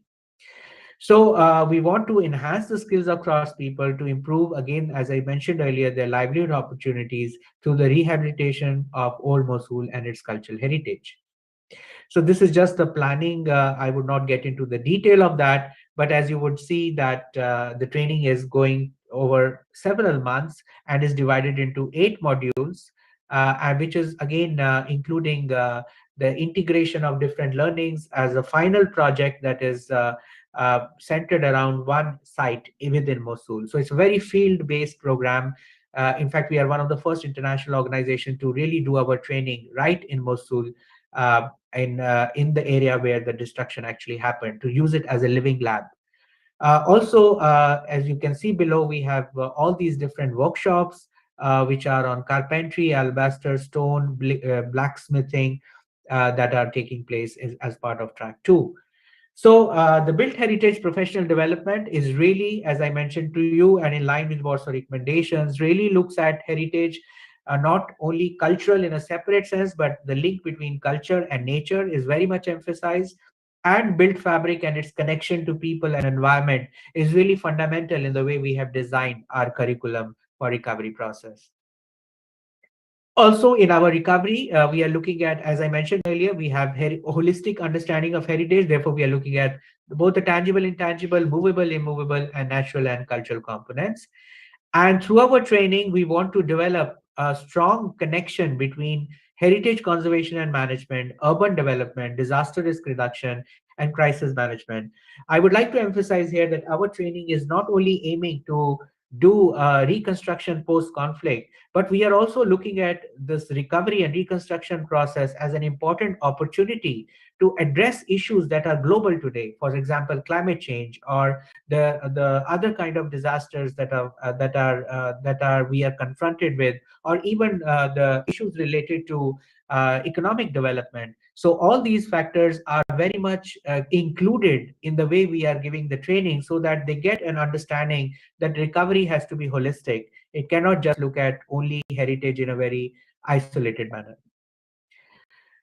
Here you see how our 8 modules have been designed, and you can see from orientation to situation and context analysis, and a very strong emphasis on documentation. Again, Warsaw recommendation has really emphasized documentation as an important element in a good recovery of heritage, and therefore we really are training our participants in documentation at various levels, from the city level to the neighborhood level to the building level, assessing significance and values, damage and risk assessment, recovery planning, implementation, and monitoring. And you can see that they're all in different durations. The critical questions that we are always dealing with in our curriculum are: how does one deal with heritage when the socio-spatial structure is altered following conflict situations due to displacement.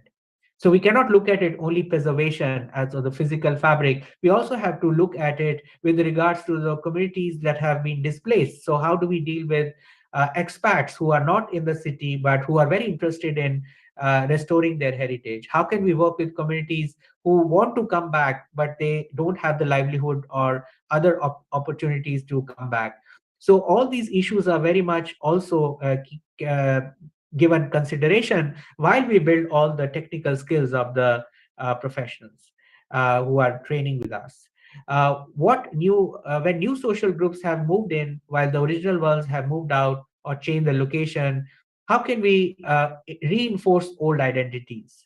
Maybe this is an opportunity for creating new identities.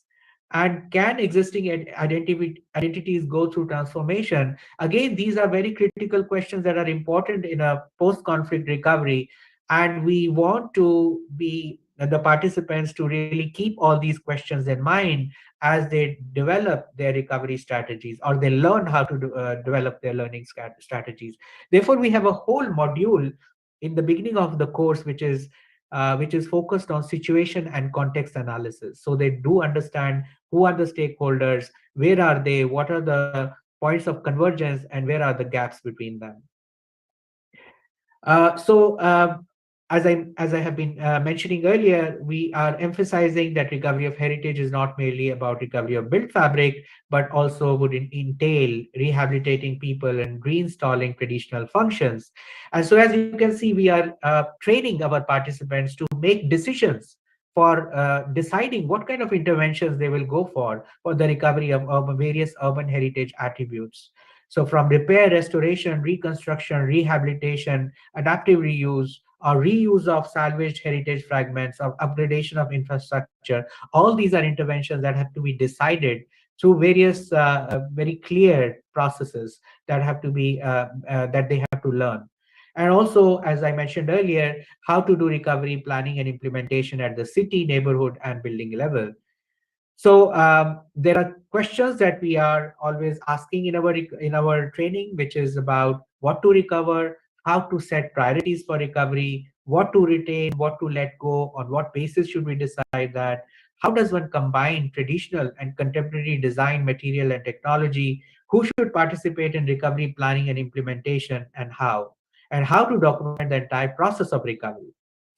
So here you can see that we have lectures, seminars, classroom exercises, practical training, and field exercises that are very much embedded in this training. And here is our site. So as I mentioned earlier, that our training is really focused around doing practical exercises, and therefore this is something which we have always emphasized. And we have selected this prayer house, which was damaged, but is a very important heritage attribute of the city, as our core area for developing various case studies. This is just some images of this case study site in the middle of the city that we have used for all the exercises that have been done by the participants. And this is just one of the products that they have developed.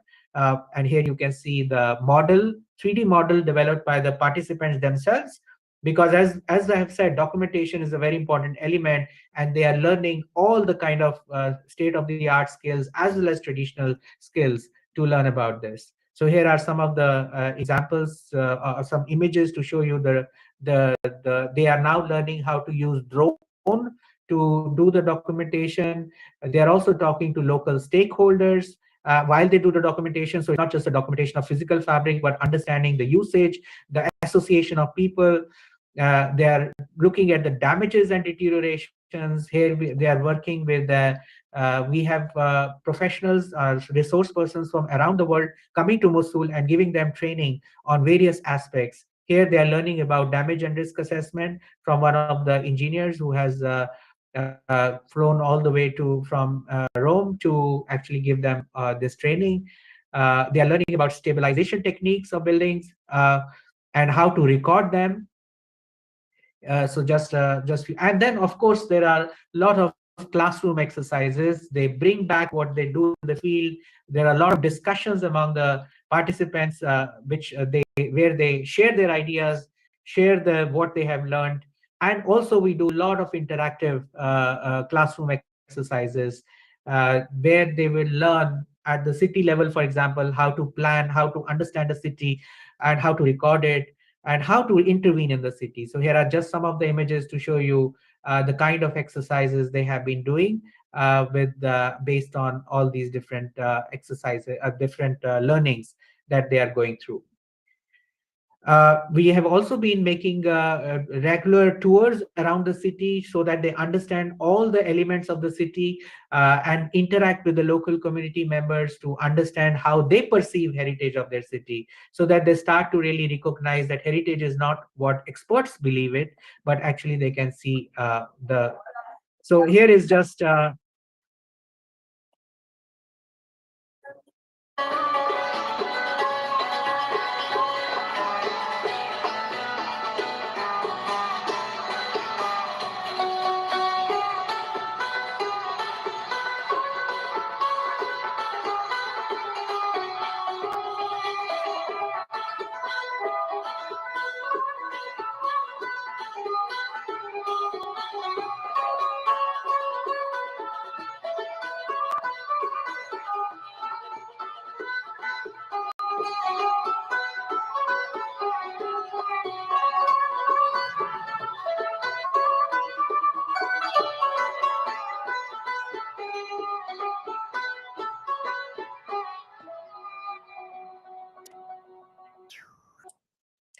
So at the end of the course, the participants make a presentation, which is a consolidated proposal around the prayer house that they have selected as their core case study project. And so this is just one of the presentations that they made because we just closed the cycle. And we are very happy to announce that we have received almost 300 applications for the second cycle. So it's really become very popular among the Iraqis in general, and also especially for the professionals from Mosul. And I'm going to very quickly talk about the building craft revival and upgradation, which is our second track, where again, we have done a thorough needs assessment of the crafts and the crafts people who are there in Mosul, and have developed all these workshops for, as you can see the numbers, different craftsmen for different kinds of techniques that we are advocating or giving. Now, some of the traditional skills have disappeared from Mosul. For example, the metal work. So here we have also looked at where those skills are still surviving. So we found that in Egypt, there is still that tradition that has been lost in Mosul. So we are getting a master craftsman from Egypt to come to Mosul and train local craftspeople so they can revive the traditional skills that have been lost. So just a few examples, and I'm going to close here. This is the carpentry workshop which we have been running. So you can see that there are many things that they are learning. What kind of wood to use, how to use it, how to make measurements, gluing, all those things that are required, and also the production stages of traditional and modern furniture, so that they are able to have enough. This is just some images, videos to show that.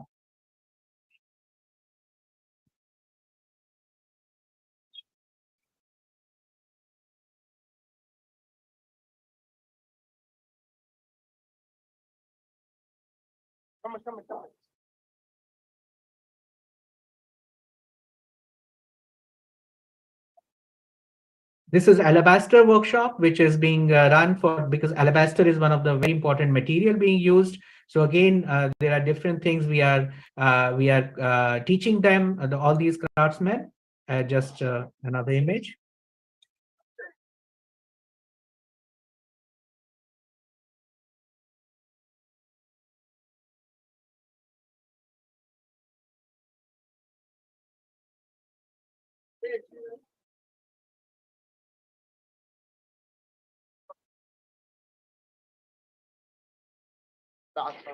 We are very happy to announce that many women craftsmen are really participating in that. And in fact, we were very pleasantly surprised that we have much more enthusiastic engagement of women participants, both in our track 1 and track 2. So here you can see that even for alabaster and other workshops, women have been very actively participating.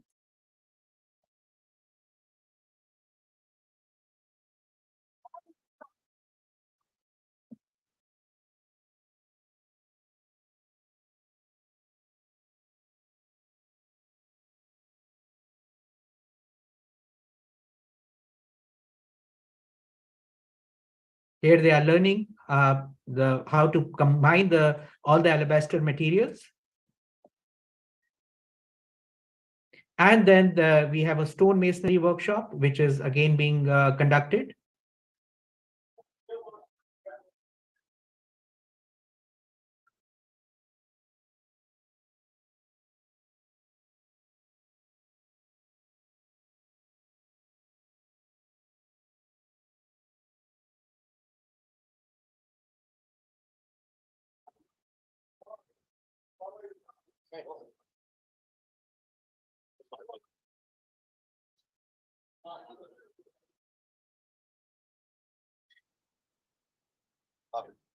هاي القصه بس العمل موجود.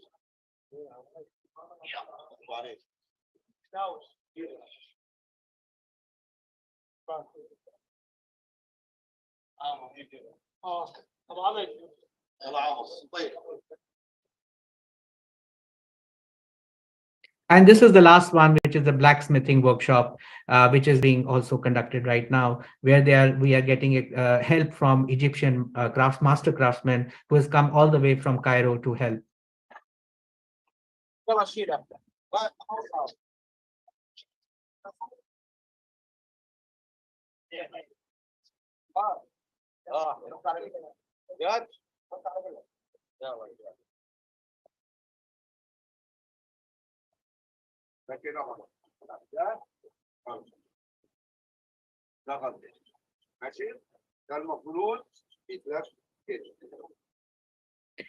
So our partners are, as I mentioned, UNESCO, University of Mosul, Dominican Order, Ministry of Education, Directorate of Vocational Education, Ministry of Cultures, Department of Antiquities and Heritage of Nineveh, and most importantly, the local communities. Sustainability has been key, as I've already mentioned.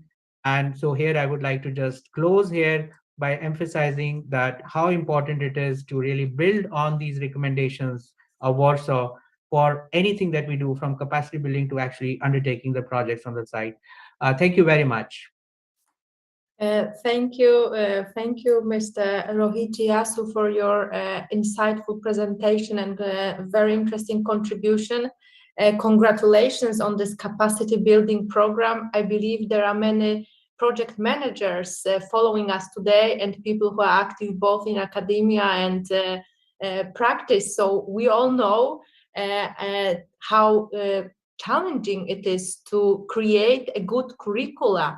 I was really amazed with the Gantt chart you presented us, I mean the planning slide, as well as I got really inspired by the slide showing questions, because there is no size fit for all solutions. It has to be tailor-made. So you show how complex it is and really how holistic approach is required here, involving natural and cultural components of cultural heritage, both tangible and intangible dimensions of cultural heritage, and obviously movable and immovable cultural heritage. Thank you once more. You also mentioned the aim to provide livelihood opportunities. So this extra important focus on stakeholders, local communities, but also newcomers, new stakeholders. So this brings us to the third presentation, which refers to Faro Convention. We all know that the definition of cultural heritage provided in Faro Convention is human-centered. So I would like to invite our third presenter, Antonello Alici from University Politecnica della Marche in Ancona, Italy, to deliver us a speech on community-centered reconstruction according to Faro Convention. Here we will deal not with human origin hazards, but natural hazards and challenges to culture, because it's about post-earthquake in March region. The floor is yours. Thank you. Thank you, Alicia. Thank you for invitation to this very interesting seminar. And I'm very impressed by the results of the Warsaw recommendations, how they have spread around the world. My presentation, I share my screen now.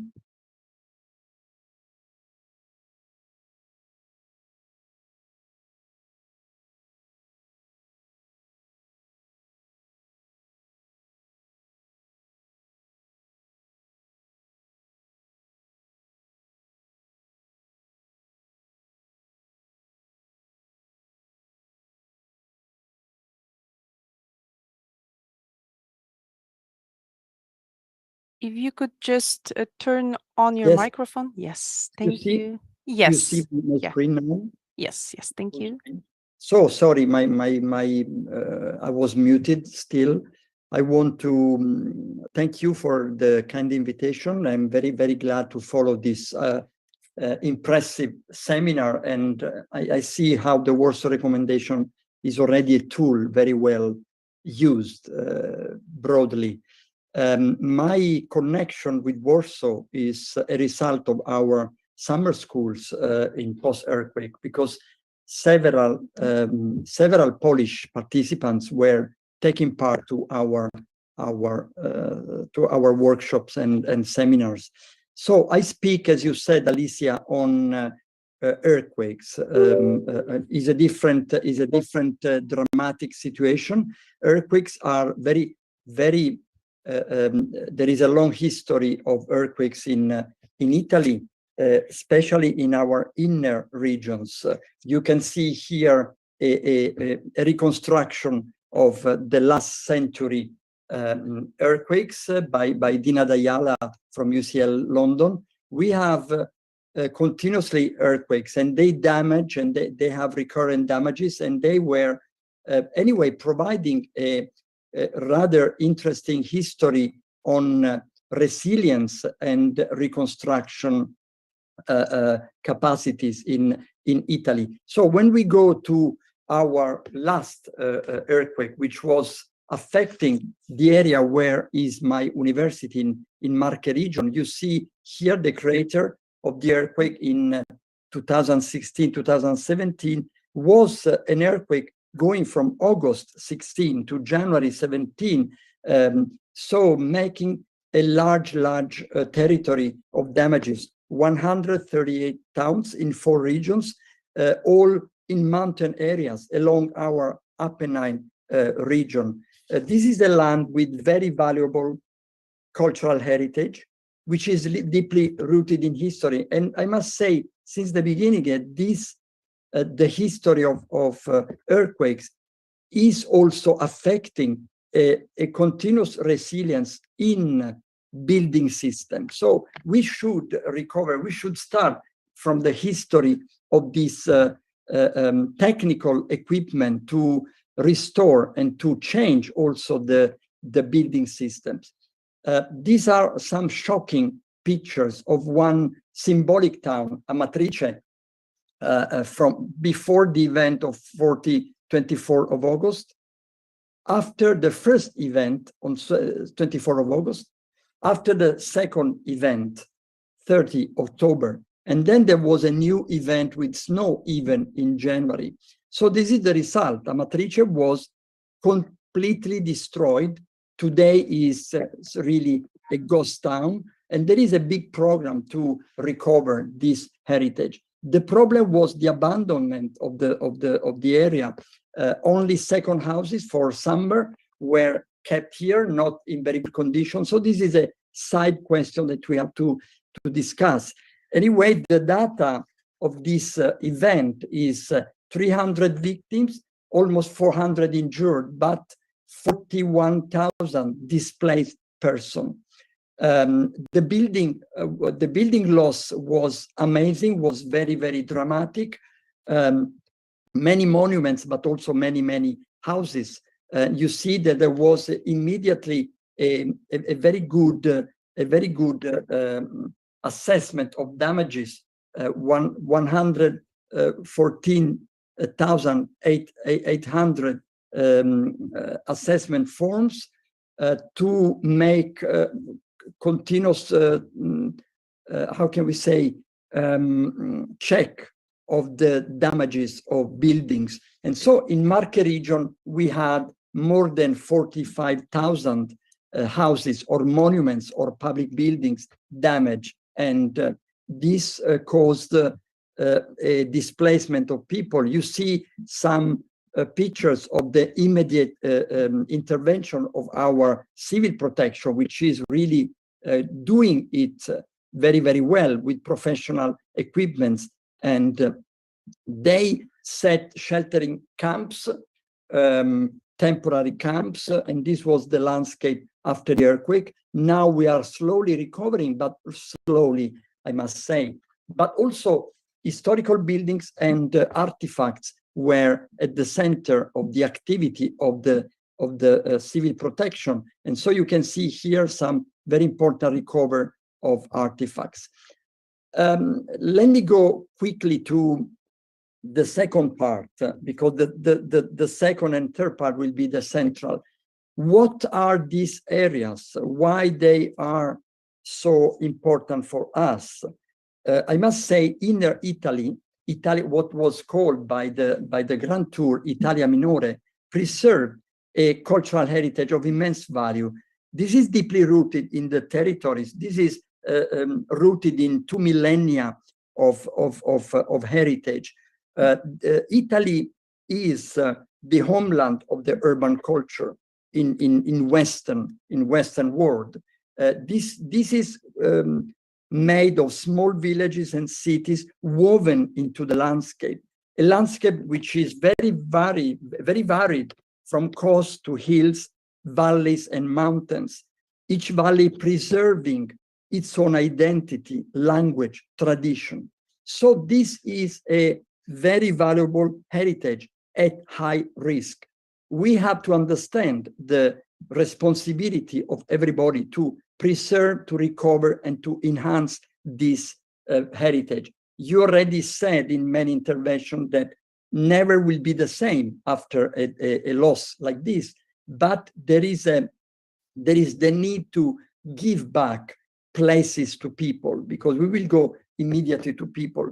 Let me just give you a short description of the area. We go now to Marche region, 5 provinces. We have concentrated our work in Fermo province. Let me say about the abandonment.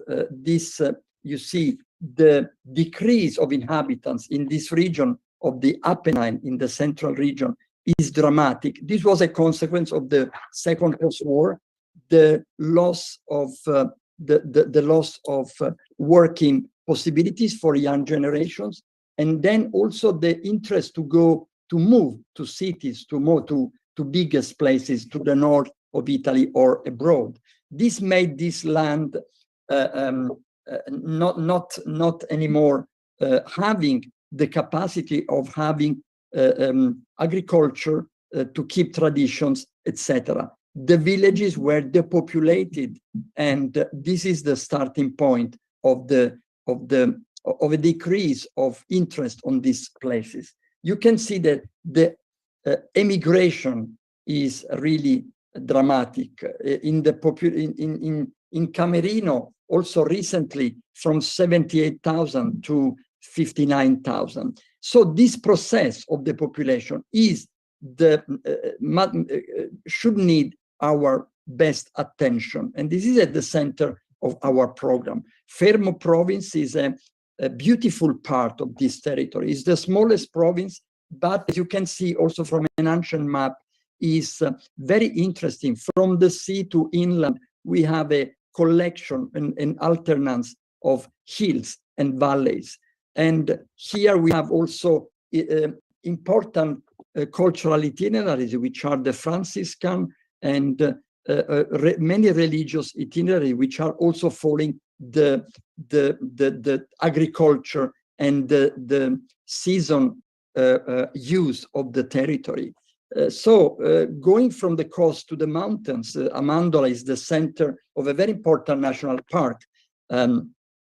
We find a collection of hamlets and towns. You can see that the shape of these hill towns is extremely interesting. Each of them is different from the other. Each of them is full of heritage and is full of interesting places to preserve. So the question that was raised also before is, should we abandon these places, or there is a wish, there is a need to recover them? Of course, not everything can be reconstructed, not every place can be recovered, but the population there has a a wish to start again. So any tragic event is the way to start again, to open a new chapter. And this new chapter should be full of enthusiasm, because from the abandonment, we can make these places a new places with new opportunities for young generation. You can see the beautiful view of the mountains from these hills. So landscape is very, very important. Let me go to the third part.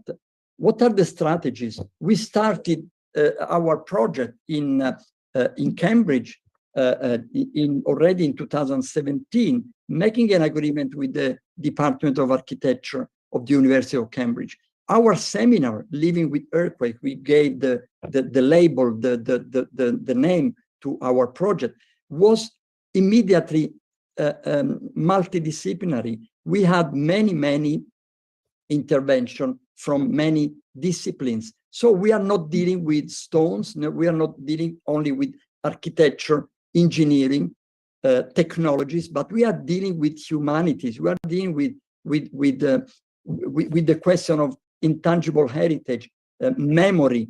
And so we started a new series of seminars and summer schools, which were the part of a wide research project involving a wide international cooperation from Europe, but also from Asia, having Ancona, Università Politecnica delle Marche, and University of Cambridge, and Turin Polytechnic as the key places for this project.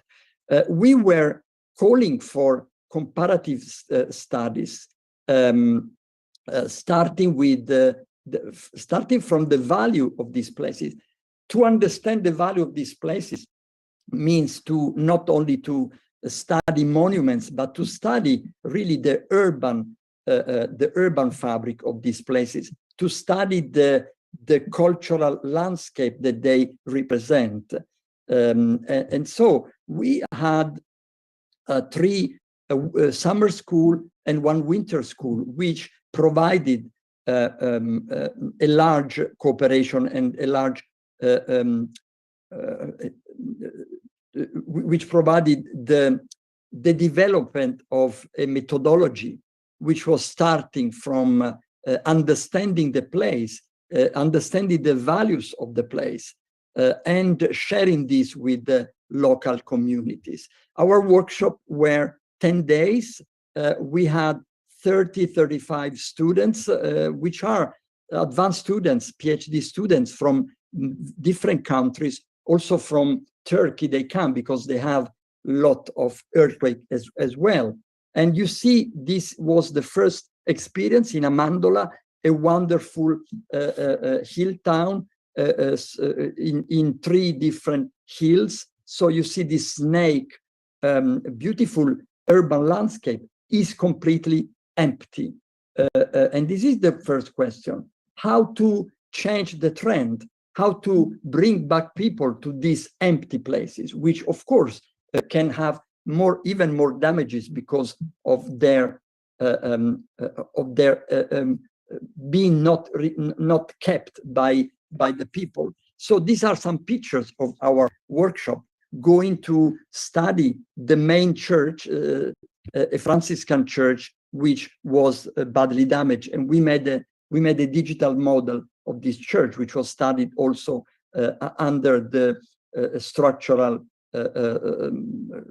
site. Then we had lectures, and then we have presentations by students, and then we organize a final exhibition, which is made to be presented to the population. This is in the main square of this town, and the dialogue with communities is our main aim. So this was a collection of interviews, which became also a video with local people of different age, different different activity in the city, also people having little B&B or restaurants. And we were asking to them, what do you want? What is your desire for the future of your place? And so our project becomes a dialogue. It becomes a project which is written by the population. This was the last one in July 22, which was much more advanced following the previous experience. We had not really many architects or engineers, which had much more other participants on politics, on philosophy, on psychology, etc. And they were working in mixed groups, having 3 different aims. The first one, the agenda was urban and architectural rehabilitation. Second, culture, landscape, and memory. And the third was strategies and practices for promoting the future. All these 3 teams were of interdisciplinary students and PhD students, and they worked really very well to, first of all, to understand the place. Falerone is this town that we have selected as the second experiment. You see, it's not mountain, but it's hilly place in the middle, in the midway from the coast to the mountains. This is the shape of this little town, which is rather interesting. Only one big road facing all the town facing on the south. The Falerone was originally a Roman town on the valley, but then during Middle Ages they built a more defendable town, which is this medieval beautiful place, full of elements. These are the results of the first seminar in Falerone. We discovered, and the student discovered, a long important tradition with straw. There were fabric they were working on hats. So it was a very alive place with agriculture and many other traditions. Many of these traditions were lost during the last decades. And so the idea is to start and to promote an international cooperation for the recovery of this experience. We have selected with the students the main public places. They are now rather empty, but with the help of the population, we understood the origin of these places, and we started to make active events in these places, inviting the population. These are some pictures of the post-earthquake situation. And here you see the main square, the town hall square, during the good times, and today completely empty because very few inhabitants are now in this place. I want to go to the last part, but also the part that I want to stress better with you. We have succeeded in inviting in having the interest of the local community. They were invited by us to meet our students and to talk with them, starting with this question. Reconstruction is not at all a building issue, but is in fact a completely a wider approach, which needs to consider places related to the links that constituted them and can constitute them. So go to the origin of these places, go to understand how these places were shaped by the different communities in history, and how we can now recognize them, recall old memories, and try to start with a new energy for the future. And so this can be this place can become a laboratory for the reconstruction, for this for a complete reconstruction, for a holistic reconstruction. So we have imagined the future of this place with the student, giving different possibilities also for training, also for education. And the Faro Convention was what we presented to the population. The Faro Convention as a key form, a key issue and possibility to give the voice to population. So to raise the capacity of local communities to become partner of the reconstruction, to become partner of their future. you know very well these principles. We were explaining them to the local population: democratic participation and social responsibility, improving the living environment and quality of life, managing cultural diversity and mutual understanding, and enhancing more cohesive societies. Now the diversity is very important. Italy has always been a place of meeting between people, a place of diversity. So this diversity is today also very welcome, with new population coming to the place, also new immigrants giving a lot of new energy to the place. And we discuss also the action plan, promotion, networking, tools, research, etc. And so we signed the protocol for starting the convention, the heritage community in Falerone. You see the winter school last November with students coming from my university, but also from University of Macerata, where there are students of philosophy, and you see the students around the table discussing of the strategy for the places, and then the presentation from the teachers. And this is a local historian who was guiding the students to the different places. The result was a community map. We designed a community map with the population. This was the turning point. With this big map, which was printed and put on the floor of the town hall, we invited young students from philosophy. This is the teacher, these are the students, to express their interest or their understanding of the place. And then the population was slowly becoming active and writing a lot of notes on the different places of the. We discovered this little square, which was very important in the ancient times. And then we participated, or it was organized for us, a kind of little festival, one-day festival with people singing old songs, and also the old ladies still having the capacity of building, of making artisanal, traditional hats. So we then had two important moments.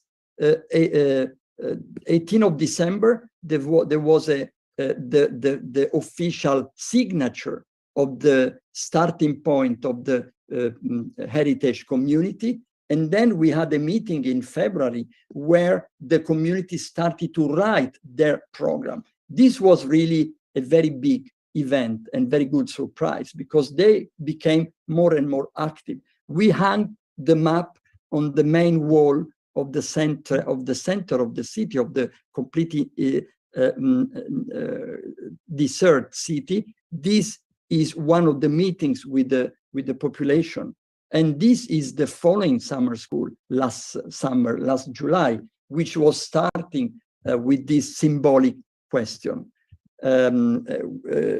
So now it is the community which is really working on a program with us. We are going to make the reconstruction plan, the ideas for giving a new life to this place with the community. Many events are now in preparation to give light give light to the little streets, which are animated in some key times, like summer or Christmas time, with local handicrafts exposed in there. There is also a program to have an international handicraft festival in June to give the idea of how this place can become a real laboratory.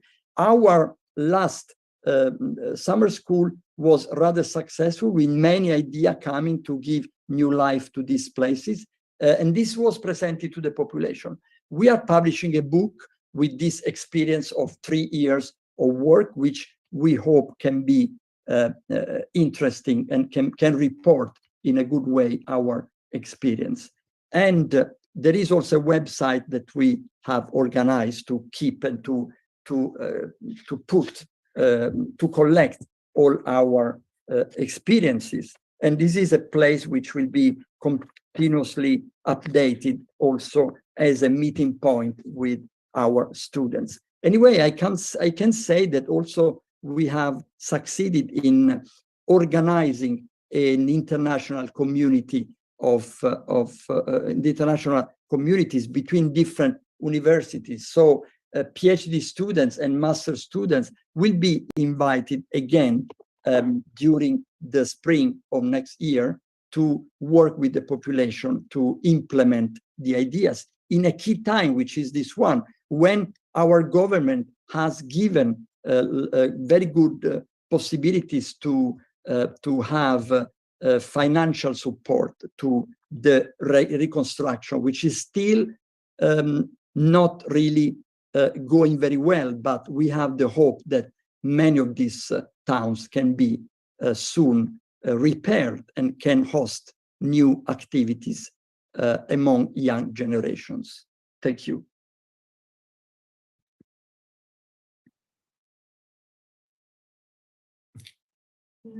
Thank you. I see one hand raised, but yeah, I will just conclude. Thank you, Professor Antonello Arici, for this full of essence and information presentation. I really admire your work, especially the annual summer schools. So we must say we also have similar project in Poland here. However, the scope is broader. I really admire the scope centered on earthquakes. But as you mentioned, the interdisciplinary approach, gathering many disciplines at the one table is now inevitable. This necessity of having this holistic approach was also strengthened during the conference in early November for UNESCO chairs and unitwin networks. It was the 30th anniversary of the program, where one of our today's panelists, Krista Pikat, led a panel on culture in emergencies. So the conclusions were similar, that we have to gather, cooperate, and network together. You mentioned the Faro Convention as a way to forward with heritage, with local communities, being partners, aware partners of the future. Indeed, aware partners is something what we need. And both dimensions, tangible and intangible, of cultural heritage is here of essence. Thank you for the case, presenting us the case of Falerone city. Really interesting one. And now another case study by Aleksandra Brodowska from National Institute for Cultural Heritage. We will concentrate from now on intangible cultural heritage. However, in post-war recovery,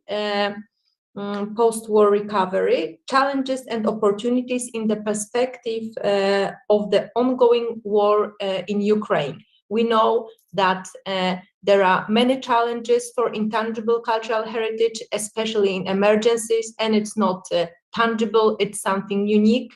So the ways, the mechanism, the tools we have to introduce that we can use to protect it differ from the regular ones. The floor is yours, Ms. Aleksandra Brodowska. Thank you very much. I'll try to share my screen. Is it visible? Yes, it's visible. Okay. Thank you. So good afternoon, everyone. I would like to start with thanking the organizers for their effort, as well as all the participants for joining us in this important discussion, and all the previous panelists who shared their very inspiring and interesting case studies and points of view. The topic of my speech touches upon the issues related to intangible cultural heritage. And when we speak of reconstruction, as it's already visible after the previous three speeches, we no longer think just of restoring the material substance. The Warsaw Recommendation proclaims important principles of people-centered recovery, recognizes the community as the central actor, recognizes the importance of the values and the whole cultural context. While the reflection on the best policies in reconstruction has a long tradition, for rather natural reasons, it's relatively new to focus on the intangible cultural heritage in the discussion of recovery and reconstruction. Firstly, because the UNESCO Convention, which does an excellent job on protecting intangible cultural heritage, is a convention only from 2004, which means it's been only 20 years when intangible cultural heritage has been discussed in the international community. So I think that in this context, what's especially important is to emphasize that intangible cultural heritage is extremely fragile as a component of culture and of heritage. It has its own logic of safeguarding, which will need to be adjusted to the logic of recovery. And in the context of the ongoing war, we need to start this reflection with emphasizing that it's the identity which is the primary target in the ongoing war. This is why intangible cultural heritage requires greater visibility in the debate on the protecting culture during war, and has a legitimate place in the debate on recovery, and also requires further reflection on the development of instruments which may support Ukraine in the future recovery. So firstly, this is just what I said, that it's a war against identity, and it's a war against all material signs that prove existence and independence of the Ukrainian nation. This is why protection and safeguarding of both material and non-material and intangible aspects of Ukrainian culture is extremely important. And despite I'm mainly focusing on the intangible aspect, it's closely related to the ongoing strategy of deliberate destruction carried out by the Russian forces. Let's start with this example when the Ivan Kiev Museum, located only 80 kilometers north of Kiev, was destroyed in the very first days of war. And the museum was a house for more than 400 exhibits, and out of which some of them were the works of Maria Primachenko, world-renowned painter. Some of the paintings were already in a different museum for a temporary exhibition.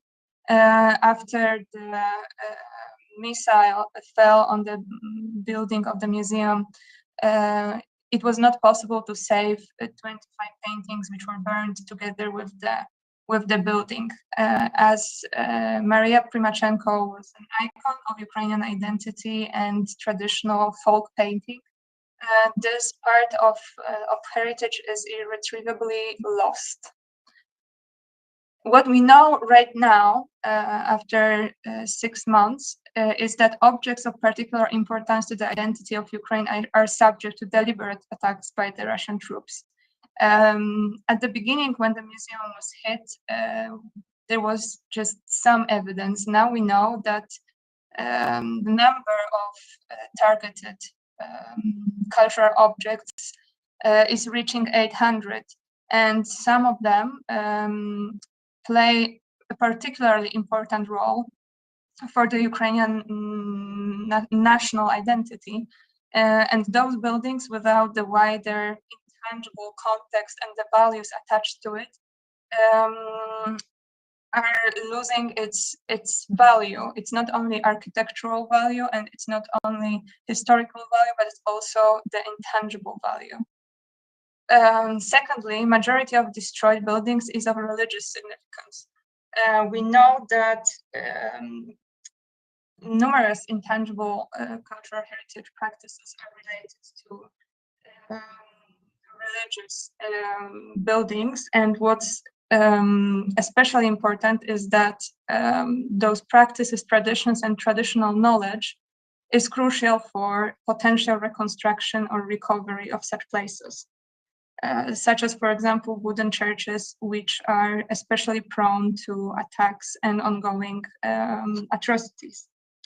And when we think about reconstruction in Ukraine, we understand it requires a participatory approach on many levels, as it will engage a variety of actors. Raising the awareness of ICH is the first and most important step to safeguard this part of heritage, not only through war, but throughout war, but also through the upcoming yet long and complicated process of reconstruction. Talking about intangible cultural heritage has a primary goal of making the public realize it's an equally important component of culture in Ukraine.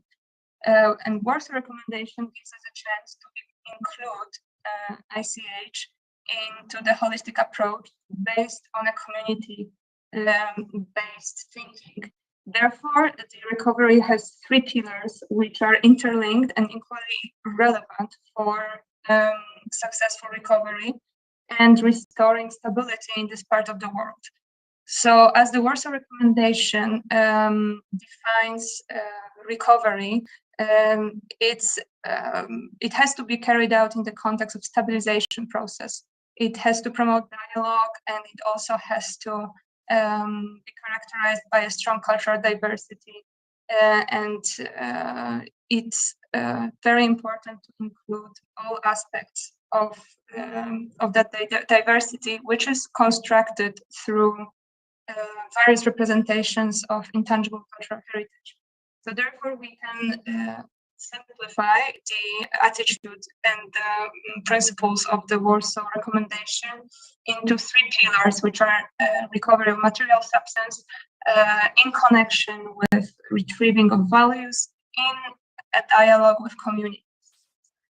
And in this context, what we already know about intangible cultural heritage and its role in the ongoing war is that the main carrier of intangible cultural heritage are people.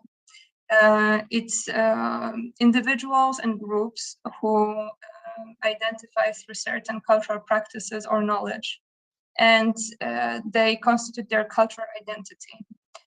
And apart from this individual level, intangible cultural heritage is it represents the wealth of generations. It's passed down from generation to generation. It ensures the feeling of continuity and stability and also belonging.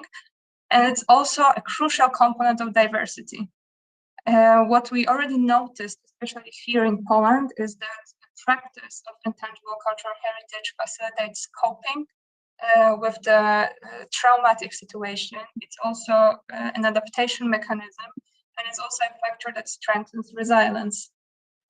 However, what we also know is that forced displacement and destruction of community bonds are the biggest threat to ICH practice and preservation. It's also the biggest challenge for holistic recovery.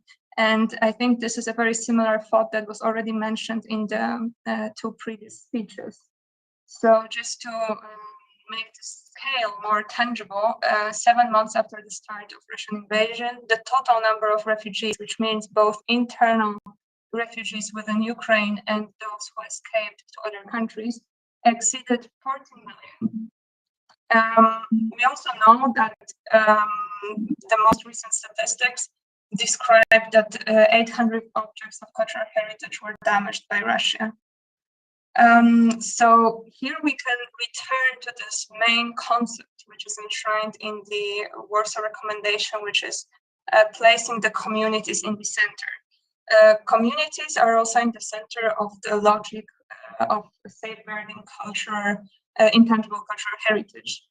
And when we read about the philosophy of recovery from the Warsaw Recommendation, its goal is that it should enable people to reconnect to their heritage, identity, and history. So it means that safeguarding of those elements throughout the time of war is a means to actually make this connection possible in the future. And this logic is actually it's very coherent with the logic of ICH safeguarding, which means that there is a visible potential of wider application of community-centered methods used in ICH research and which may be potentially used in future recovery process. However, focusing on community allows for identification of elements, and this is an important difference, that inventories and documentation are a source of knowledge, not a source of practice, which is a social practice. Safeguarding of Ukrainian ICH is the priority during the ongoing conflict and a prerequisite for the future recovery. It means that this effort needs to be sustained throughout the whole period and throughout the whole process of recovery, which might be lengthy in time.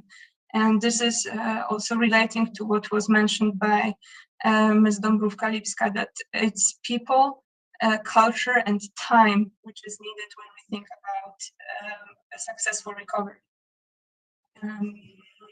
Next slide. Yet it is crucial to understand that currently, in the scale of the refugee crisis, this challenge of safeguarding intangible cultural heritage is a challenge of the whole international community, and especially of the countries which host the largest number of refugees. We had a chance here within the National Institute of Cultural Heritage and the Support Center for Culture in Poland, for Culture in Ukraine in Poland, to conduct a research on the needs of displaced Ukrainian communities, and the outcomes of this research proved that the community of Ukrainians in Poland is very diverse, that safeguarding of those elements requires significant attention and significant awareness. At the same time, ICH is an important factor of coping with trauma, and it's a means to adjust to new circumstances, but also it's a way to form new bonds between people who are displaced. We also know that majority of elements identified in Poland is related to religious practices or cuisine. And also the key conclusion is that raising the overall awareness of the intangible heritage, its role and its meaning, is a prerequisite for future process of Ukraine's recovery and reconstruction. And why is that? Because ICH is also a way of collective remembering and may evolve together with the bearers' evolving life experiences. This is another important point, that it's difficult to talk about restoration in case of ICH, as ICH is understood as living heritage. So it has its own logic of evolution and adjustment, but also it's a carrier of memories of those who are bearers of such elements. And here we have one story which I wanted to share. While we were making a research, we were able to talk with some refugees. This lady's name is Nadia, and it's her daughter. They are both practicing traditional crafts. And Nadia is using this practice as a means to cope with the displacement, and also the fact that her older son is already inscribed as a soldier. And she has changed the way she is practicing this art of creating dolls from material scraps and other fabrics, because she wanted to give the meaning of the war to her practice. So it's a meaning of expression, and it's also a way of her to show her identity and to actually, in a symbolic way, still belong to the community where she came from. when she was describing how she was influenced by her surroundings, by the village, by the people who surrounded her when she was growing up, and how she is expressing those experiences in her art. It was simple to understand that intangible cultural heritage is practiced within a certain and defined cultural context. Once a person or a community is displaced, the practice is changing its character. However, we cannot think of intangible cultural heritage in a way that it has to be preserved, as it's a logic leading to museification of those elements. It's rather important to give the communities a central role in defining and practicing their elements. What's also important if we think about intangible cultural heritage is that sometimes the reconstruction of material substance may be even closer related to intangible cultural heritage than we imagine. This is a house in Petrikivka. It's a small village where all the houses are covered with beautiful paintings. They reflect the symbolism characteristic for this part of Ukraine. And most probably, material recovery and reconstruction of those places should involve also recovery of those ICH practices. However, whether the people of Petrikivka return to Petrikivka and they are willing to restore their houses, it remains an open question of the future.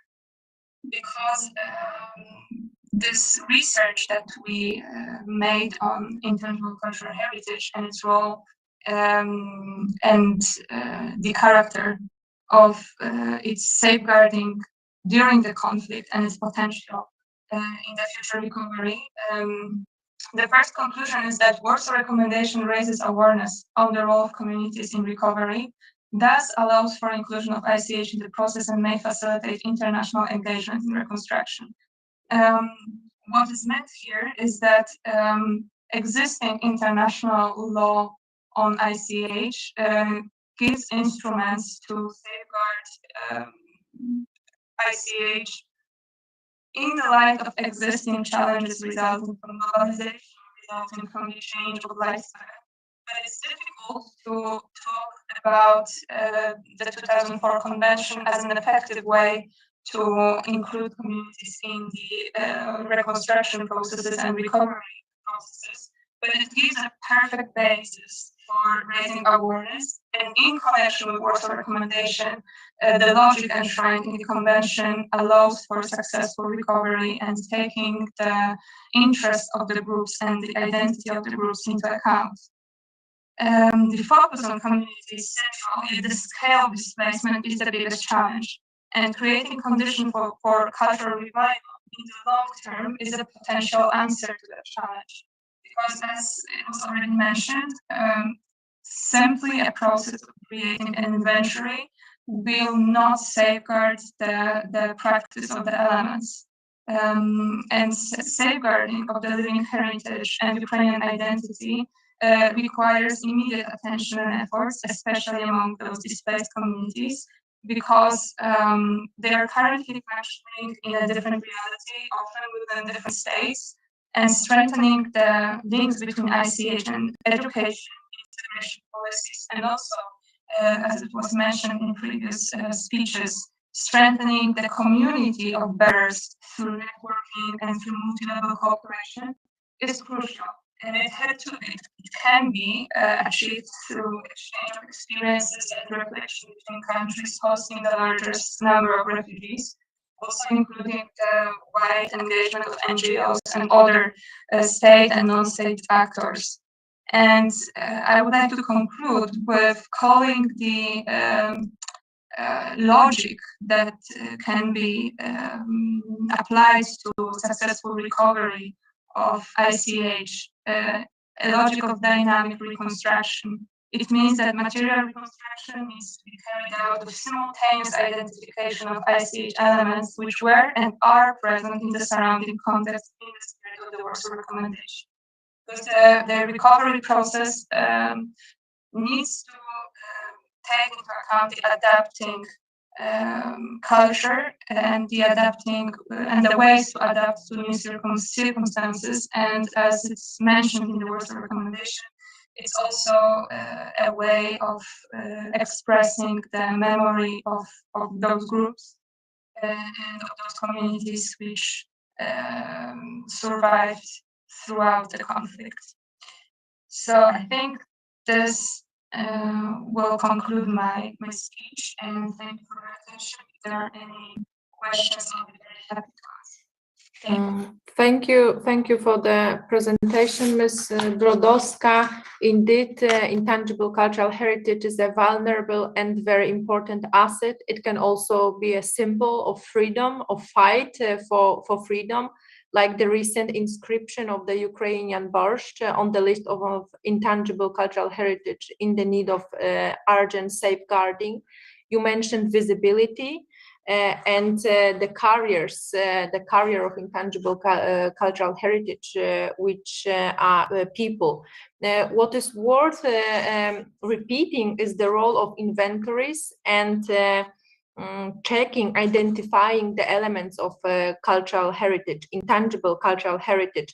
Thank you once more for this very interesting notion of the logic of dynamic reconstruction, which includes two parallel actions in the intangible dimension and when it comes to inventorying. It's something novel, and it feeds our debate. Thank you once more. And as we are on the schedule, I think that I can conclude the whole session and invite you for a break. The information are available in the chat. Thank you to our all panelists, people who are following us online. It was a great pleasure to join this meeting, and I hope that the debate will be fierce and the QA session will be very inspiring in the panel number 3. Thank you once more. Congratulations. Thank you very much, and I invite you for a short break. We will start at 12:40.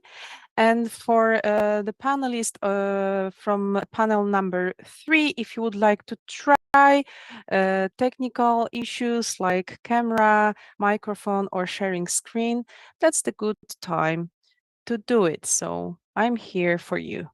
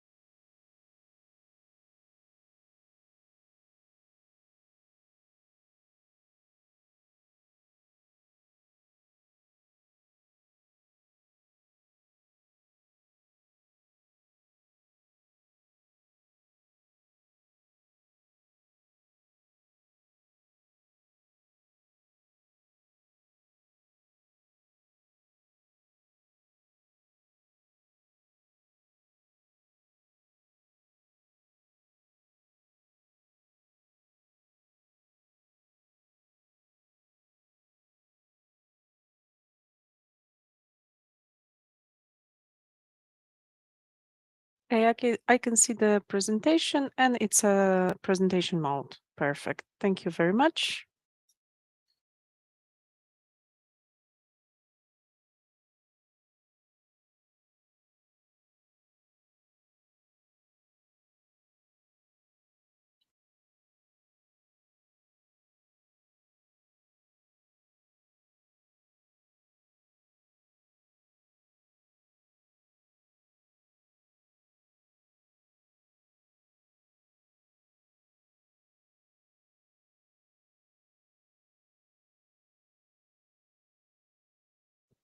Dear all, it's time to start the third panel.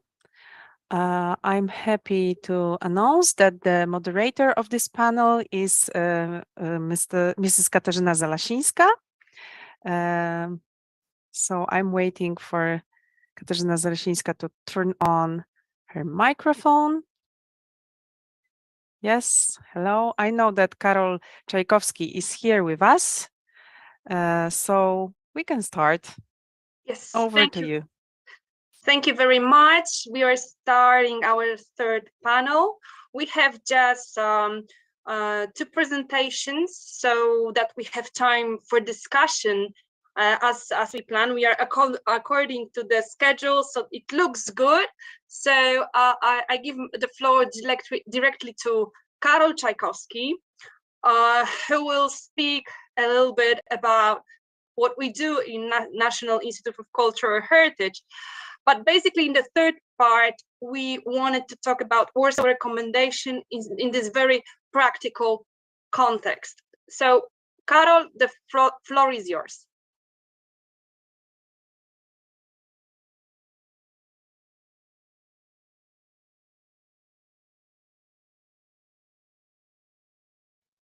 Okay, thank you so much. Hello, Katarzyna. Ladies, gentlemen, dear friends and colleagues, good afternoon from unusual at late November snowy Warsaw. Very thank you for inviting me to this panel. I am an archaeologist graduated from the Department of Medieval and Modern Archaeology at the University of Warsaw, and I have worked for the National Institute of Cultural Heritage for 18 years. Where I am the head of the digitization unit, which is a part of Monuments Data Department. Before I move on to digitization as a method of documentation historical and architectural objects, I should say something about the institution where I have had the pleasure of co-creating the conservation standard of documentation and digital recording of monuments for almost 20 years. The Institute, which has been in existence for 60 years, works for the protection of cultural heritage in Poland. Of the objectives set out in our institution charter, 3 are most relevant to the topic of today's presentation. First of one is setting standards for conservation and preservation. Second, gathering and disseminating knowledge and raising awareness.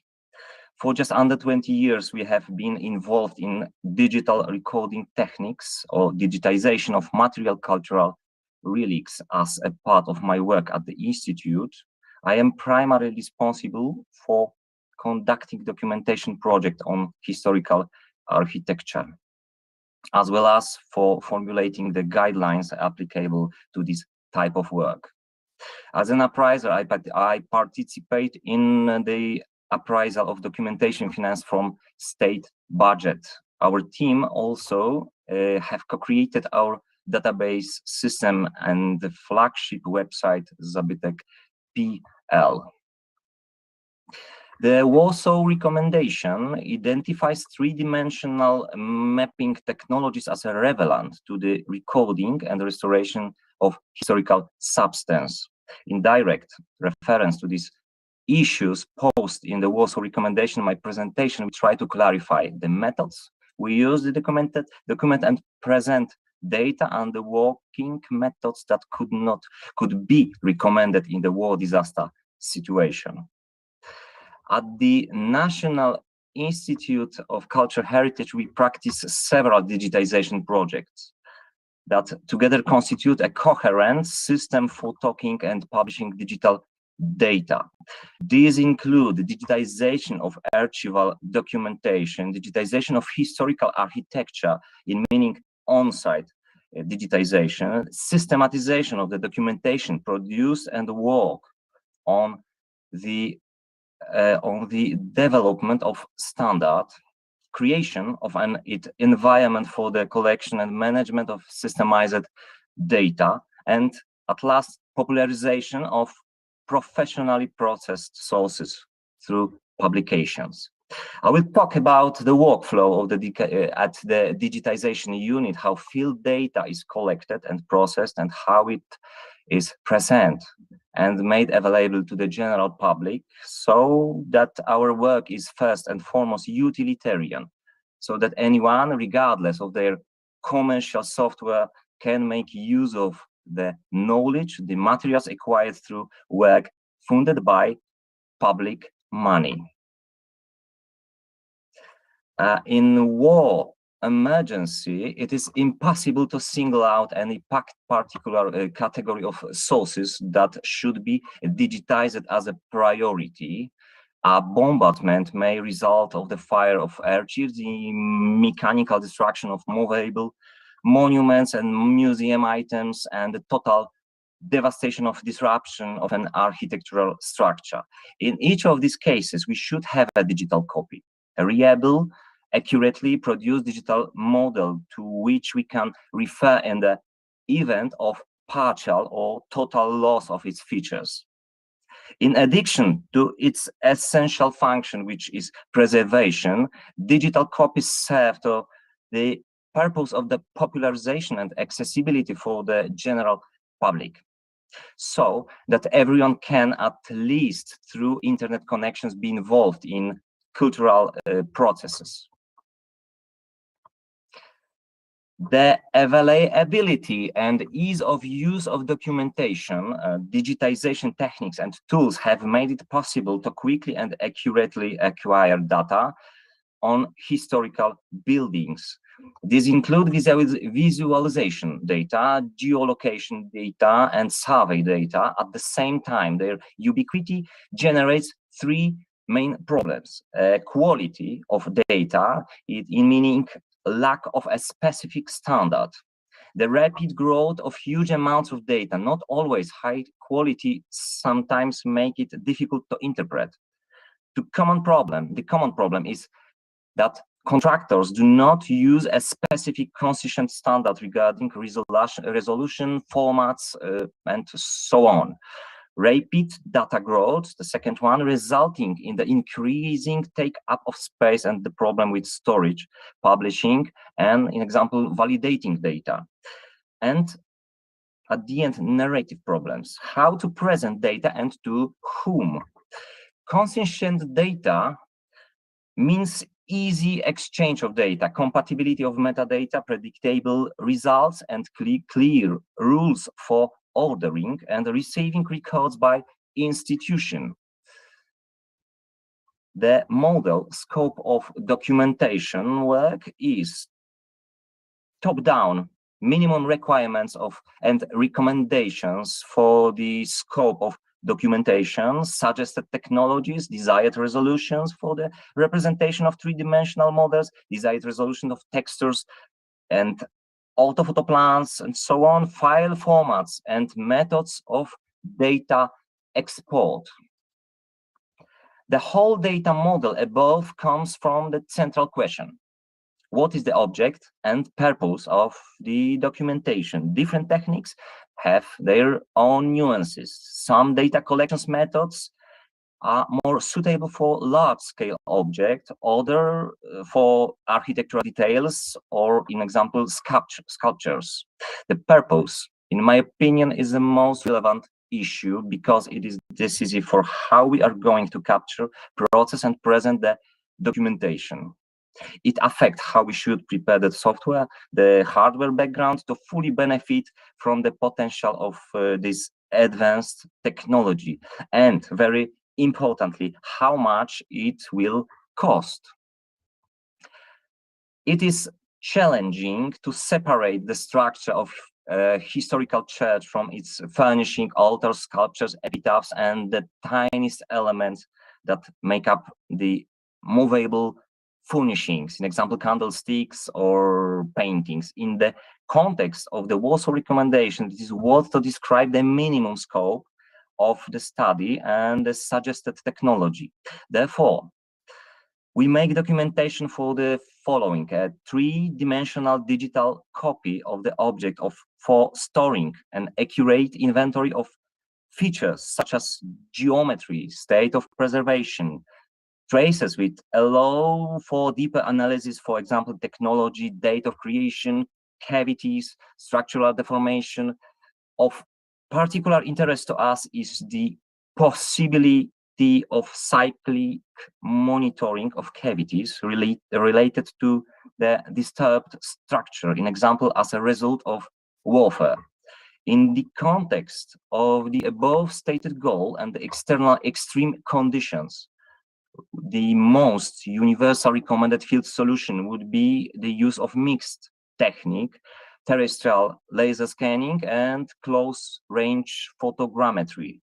The most effective acquisition of photogrammetric materials of large heritage buildings and structures would be from a drone. Based on the above data, we produce documentation of the existing state, whose universal formats are based on the standard that has been defined for years and can also be used by people without the specialist expensive software.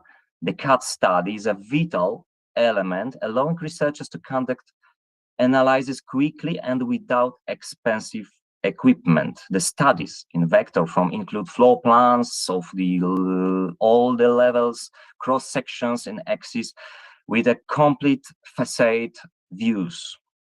So the basic scope of the study should include a registered point cloud is an effect of direct measurement of the structure, measurement by multi-position laser scanning, as well as measurements with the RTK receiver and total station survey. It should include also drawing studies made on basis of 3D scans, CAD drawings on the pictures, this one and this one, are based on cross-sections made through registered point cloud. The scope should include a minimum 9 sections and views, 4 facades plus top view and 4 sections by structure. The scope should also include a mesh models based on close-range photogrammetry. We get quite good results using a drone as well as non-metric hand cameras, supported, of course, by tachymetric survey. In this method, we can obtain a detailed multi-polygon full metric form of scalable mesh, in particular for movable monuments and furnishing. The close-range photogrammetry is the best way for acquire polychromic color nuances. The close-range photogrammetry gives us also the tools for simplification of high polygon models for visualization or gaming purposes. All these elements will be obtained using 2 types of data acquisition method for fieldwork: active methods, in the meaning laser scanning, and passive methods, close-range photogrammetry.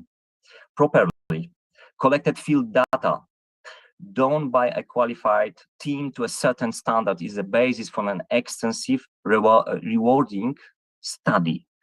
However, I would like to alert you to something that some people forget about when it comes to digitization.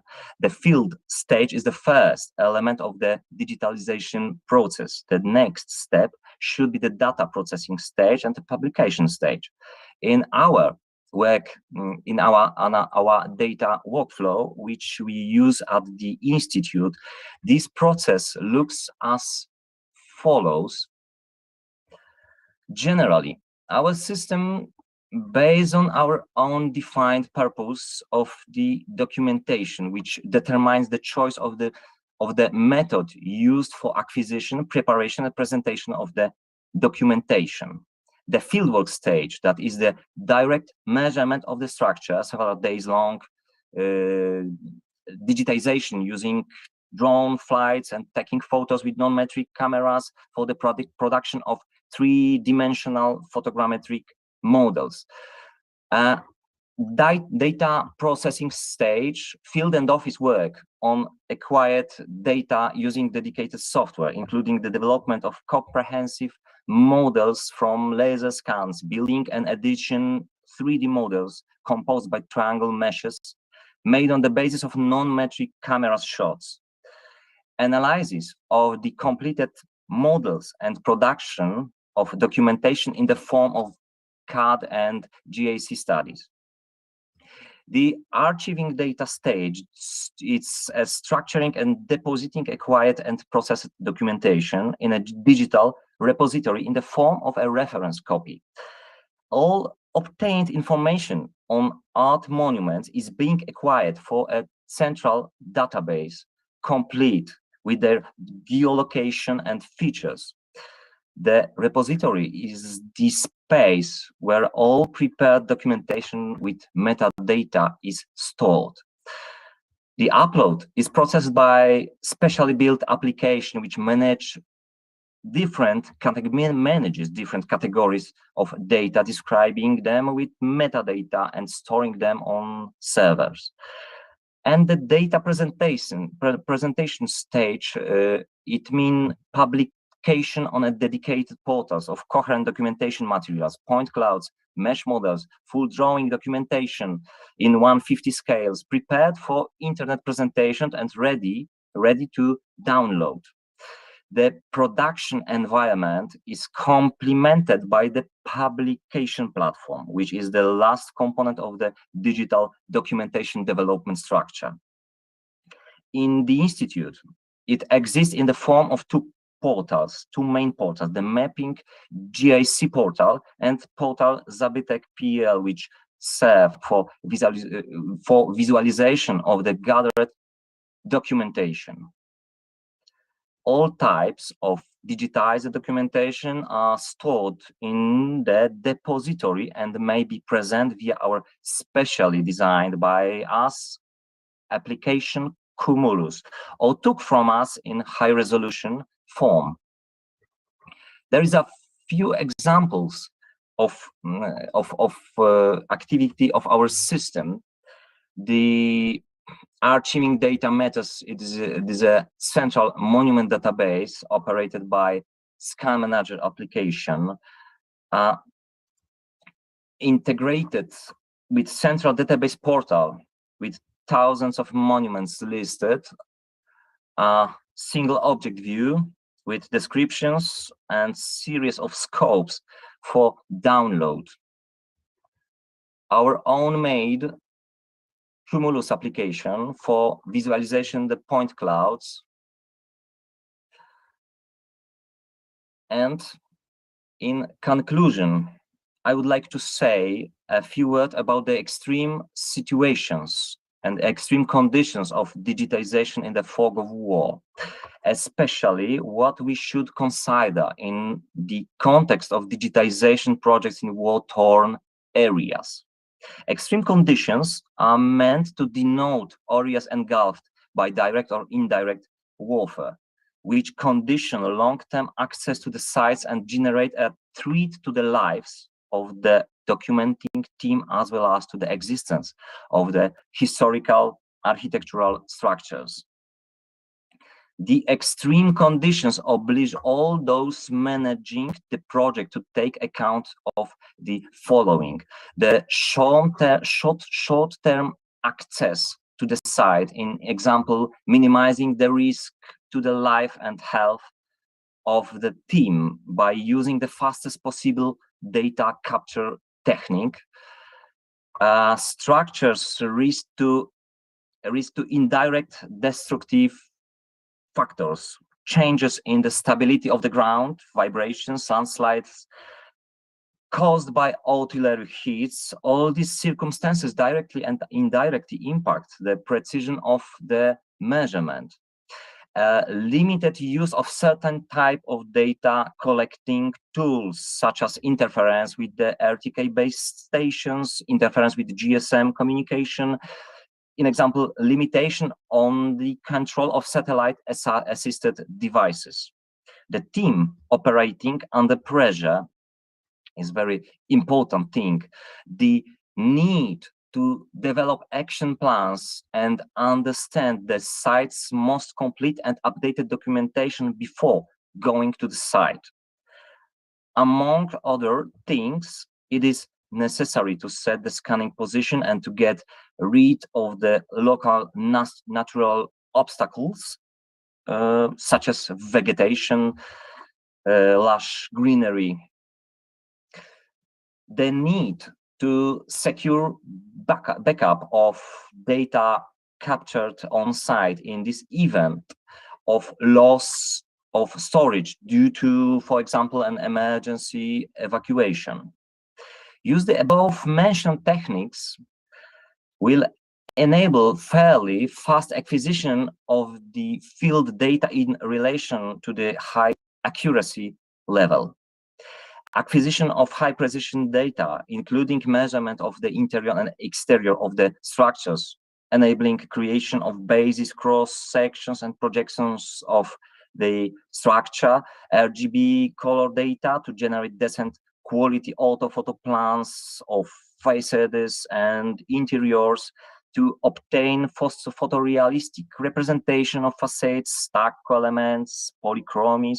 We need to provide usable photos for photogrammetric technologies. A proper photographing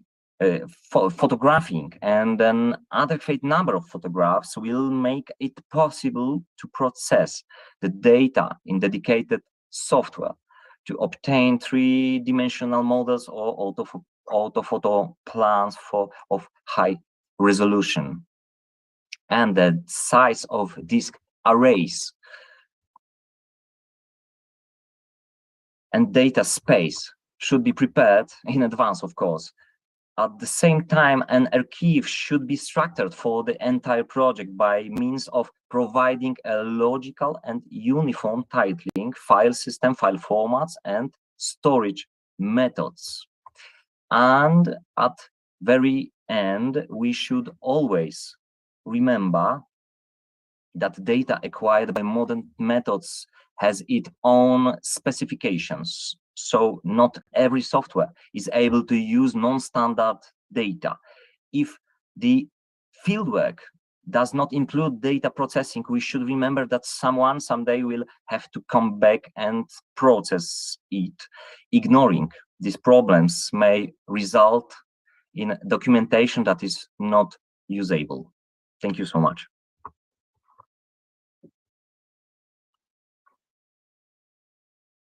Thank you. I'm giving a voice to Katarzyna. Thank you very much. As you can see, new technologies, new challenges. Thank you very much, Karol, for bringing up to speed of the possibilities of the latest technologies that can be used documenting monuments, which is a very important part of Warsaw recommendation. As you can see, new technologies need to be used wisely. However, there is no doubt that they can speed up and streamline the recovery and reconstruction process. We planned to have another two speakers, another presentation. Karol, we still see your presentation, so yeah, thank you. However, as our team is on the ground, there is a problem with the connection and electricity. As you might know, Kiev was badly hit yesterday So there's a serious problem with connection. But we got the presentation of our colleagues before, so I will briefly show you last presentation with some comments, and then we can move to the discussion. So please prepare your questions to all of the speakers. Most of them, they're still with us. So I will move directly to final remarks and final presentation, and sharing with you some other experience, as our workshop is about sharing experience. Karol just mentioned his experience on documenting culture, heritage, and his work for almost 20 years.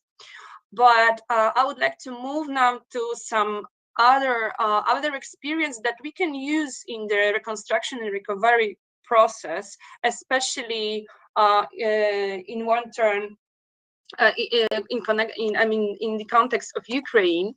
So the presentation was prepared by Marek Lemierz and Natalia Wojeszczuk. So the leaders of the project of documenting archaeological and architectural sites in Ukraine in the context of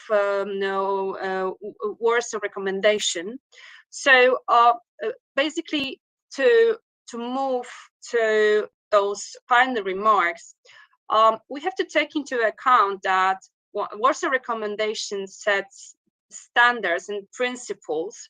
However, there's an experience that we had past 20 years, and that we build the knowledge that was built by specialists in protection of cultural heritage in Iraq and Afghanistan. I would like to share with you some data about mostly archaeologists, the work of archaeologists in Iraq and Afghanistan, that we now use to look at the documentation process in the context of Warsaw Recommendation again. So basically, in 2003, there was a team of specialists formed by the Ministry of Culture, and there were 2003, 2008. 10 of those candidates, mostly archaeologists, as I mentioned, they complete their training, and then they continue their work in the Polish military contingent in central Iraq. Also, the same team then continued their work in the Polish military contingent in Afghanistan. And this presentation, you can see the photos of them and their work through that in Iraq and Afghanistan. And basically, I would like to say a few words about their work. So basically, the scope of those specialists, and what is important, that the specialists, they were involved in the military contingents, so they were supporting the professionals on the ground. But the most important actions that they were undertaken was basically concentrated on documenting culture heritage, mostly archaeological sites and other types of monuments. So as you can see on this slide, there were several articles of Hague Convention and Second Protocol of Hague Convention that was the background of this action. What is important, it was not only about the documentation, but those teams on the ground, they also helped countering illegal export of movable cultural property. So that moves us also to the 1970 convention and its implementation. So as I mentioned, because of the context and the place where that we are talking about, there are mostly archaeological sites. They started with primarily prospection and inventory work of over 40 archaeological sites in central Iraq, and that took place in 2003, 2005, and you've got the statistics of the sites and basically how it looked like. The Polish military helicopters were, basically the army was supporting the teams of specialists, so that it was possible to document another 55 archaeological sites, as you can see. So they were using, as you can see in the photo, they were using archaeological inventory work while conducting this project. As you can also see, that was the time that we can evaluate many different methods of inventorying culture heritage, and that basically, as a result, final record of unique value useful in planning, rescue, and conservation activities in the future. That was the knowledge that we could build, the new knowledge about the security systems that we could actually that we brought from that experience. Also, Afghanistan. So 2010, 2011 was also a time when Polish specialists again could use the modern technologies, also the one that Karol was just talking about. So again, register historical sites, starting point and then long-term objectives. So a specific plan that the archaeologists when continue. There were over 20 locations visited in 2010 and 2012. So these are the results of the assessment that took place. There were several archaeological sites that were included. But not so, as you can see, not only archaeological sites, but also historical sites, and very important work was conducted, including museum collections and sacred architecture. So from the most value from historical point of view were the ruins of the medieval city of Gaza with the Balahisar citadel. These are results of the assessment. And again, satellite images combined with aerial drone photography. So again, what Karol also mentioned, that shows us that the damage assessment process must include several different methods, and that can bring the final results that helps us to conclude the damage assessment. They used military satellite system platform view at that time. As you know, the technology moved forward a lot from 2010. Zalesińska, I apologize for interrupting. Your voice has suddenly doubled. Maybe you clicked something, or can you? Yeah. I didn't put anything. Is it fine right now? No, it's still like, like with echo. We can survive. It's understandable, but I just wanted to try. Thank you. Maybe I will stop with the presentations and start again, because I didn't touch anything, to be honest. Yeah, that's strange. We can try. Well, this is new technology. All the time we are learning and learning. It's lifelong learning, right? Okay, so I'll finish then. Okay, thank you. So the result of the damage assessment will basically end up with the Afghan Heritage Mapping Project. You can read about it a little bit in the internet, because so moving forward very fast, this experience from Iraq and Afghanistan, and the previous experience of that shaped the Warsaw Recommendation, was the base to define Ukraine Heritage Rescue Project. This is how we call the joint Polish-Ukrainian project on non-invasive field registration of cultural losses of Ukraine. It's an ongoing process. So the photos that I will just show to you right now, as there's going to be a lot time in the future, I think, to talk about the results, and the authors of the damage assessment project will speak by themselves. Basically, we're now on the stage of a pilot. I mean, we're now actually testing the technology and the methodology of in this project. So the plan is to start. I mean, it started already in October, and we're supposed to finish the project in August or September 2003. The whole project is built on extensive use of modern technologies for recording, and the final results or final output of the project would be the closing report.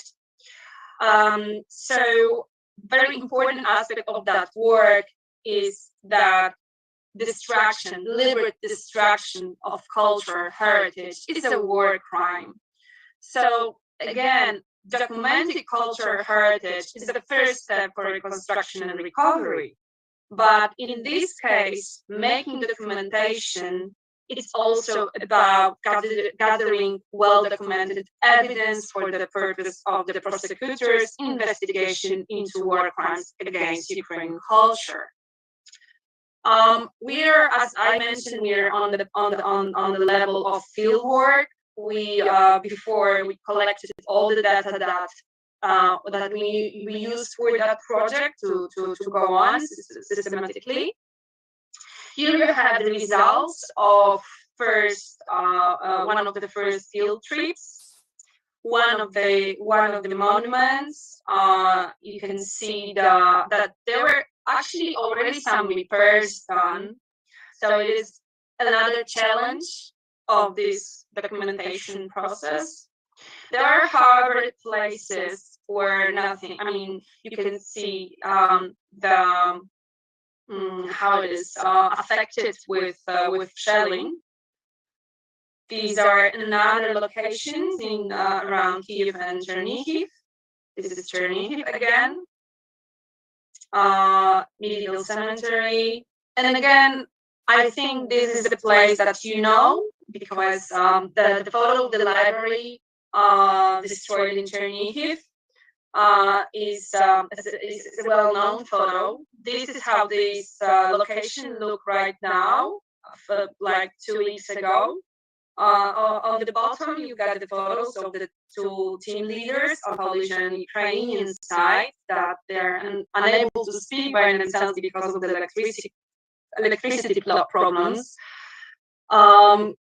Another photos from the field trip for the documented on the ground, and then another example of the destroyed library with the location, as you can see, and the field work is a very important part of the documentation process. So again, another locations, historical buildings, just to give you basically the idea what we are facing in context of documenting culture, heritage, and I will now stop. Thank you. I will now stop with the presentation. Yep, Dorota. Yes, thank you. Yes, and I know that Miss Trujeva is here with us. So if you would, I would like to ask you to turn on your microphone, Miss Trujeva. Let's see if it's possible. We know that you connected successfully. Hello, hello.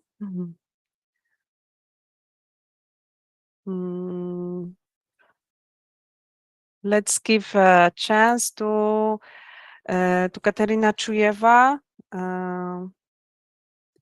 Maybe we can move to the discussion, and when we hear Sure, of course. that would be Yes. perfect. So as we have some time for the discussions, so perfect timing actually. Thank you, Dorota, for helping with that.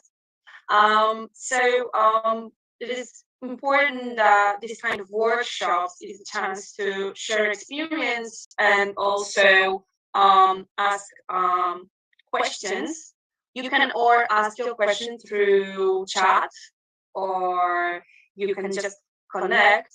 So is there anybody that would like to start and ask first question to or one of the speakers, or maybe to share some experience in connection with Warsaw recommendation? And in the meanwhile, I would like to ask all the participants, if you would like to ask a question, please write on chat or use the Q&A icon in the Zoom menu. And I would like to ask those panelists who can turn on video, please do so, so we see all of you together on the screen. It would be really nice to see you. Thank you.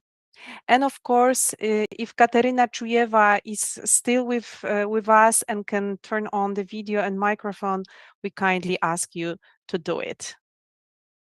Yes, we can see you, Ms. Chujeva. It's a mobile connection, as I can understand. Yeah, unfortunately, yes.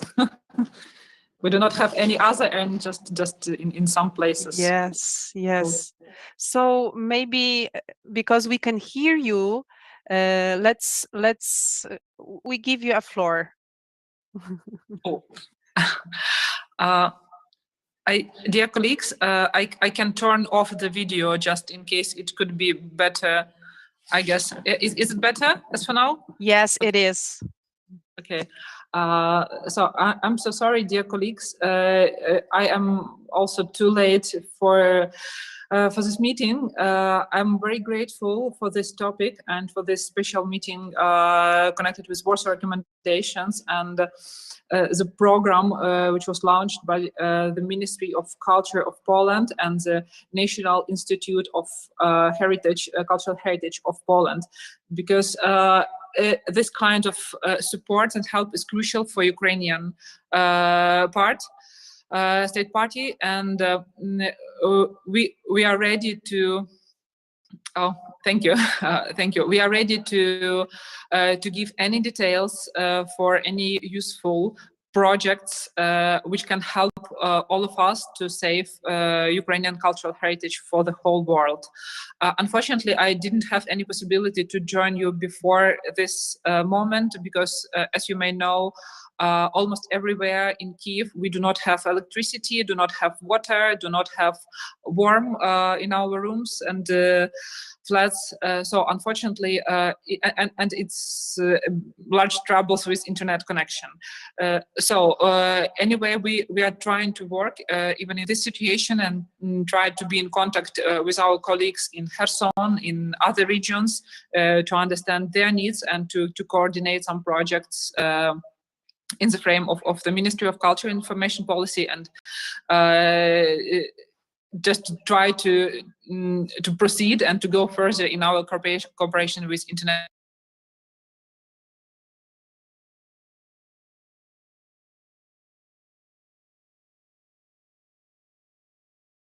Yeah, we lost Ms. Chujeva, but let's wait a little. I see yes, Ms. Chujeva, you are connected to audio once again. Please continue. Just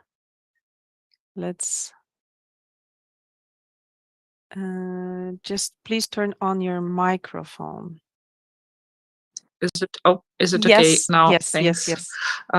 So I would like to thank very much, also personally, to Dr. Katarzyna Zalesinska for her help, and to Michał Krasucki for his initiatives. We're trying to react as fast as possible, and I guess it could be fruitful kind of cooperation, because there are lack of this kind of experience in Ukrainian.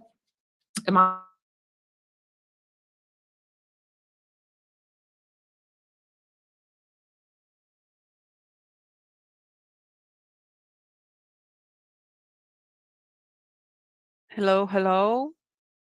We have a short break, but we understand why it's like that, so maybe we will have a chance to hear you once again.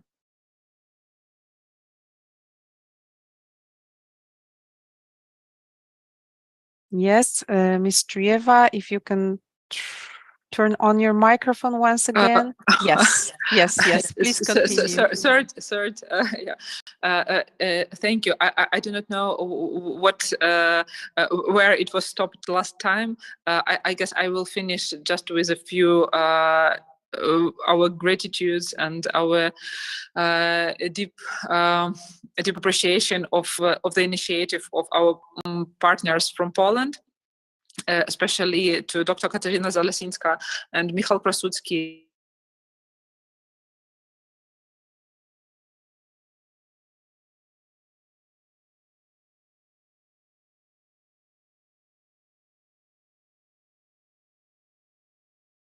Experience, for example, working. Sorry. Yes. Short interruptions, but no worries. Oh, thank you. I'm sorry. Fortunately or unfortunately, Ukrainian colleagues do not have such kind of experience. I mean, the work and projects in post-war countries or post-conflict armed conflict countries. So as for now, we must to learn. And we must to share this experience and to understand how to proceed and how to develop our inner capacity. I mean, in case of specialists and for institutions. So I would like to thank one more time for all this kind of cooperations and for all these projects. We are waiting to start the second step of the project with the National Institute of Cultural Heritage of Poland, and we are waiting also for discussions with our colleagues from Warsaw to start deeply to start off for the development of the nomination dossier for some other Ukrainian cities like Chernihiv and Kharkiv objects, for example, and for many other things we can do together, because unfortunately Ukraine has less capacity for the moment and a lack of resources to do it by itself. But I hope our experience will be also useful for other countries, and we can also share some kind of experience. I mean, the operations inside the country. I mean, kind of evacuation of collections or documentation of objects, and our mistakes in this sphere and our positive experience. So thank you very much. I hope that the Warsaw recommendations will be taken into account at the different level of Ukrainian authorities when we will really start with recovery projects. And I hope it's just a first discussion on the topic, but not last. So thank you very much. Thank you.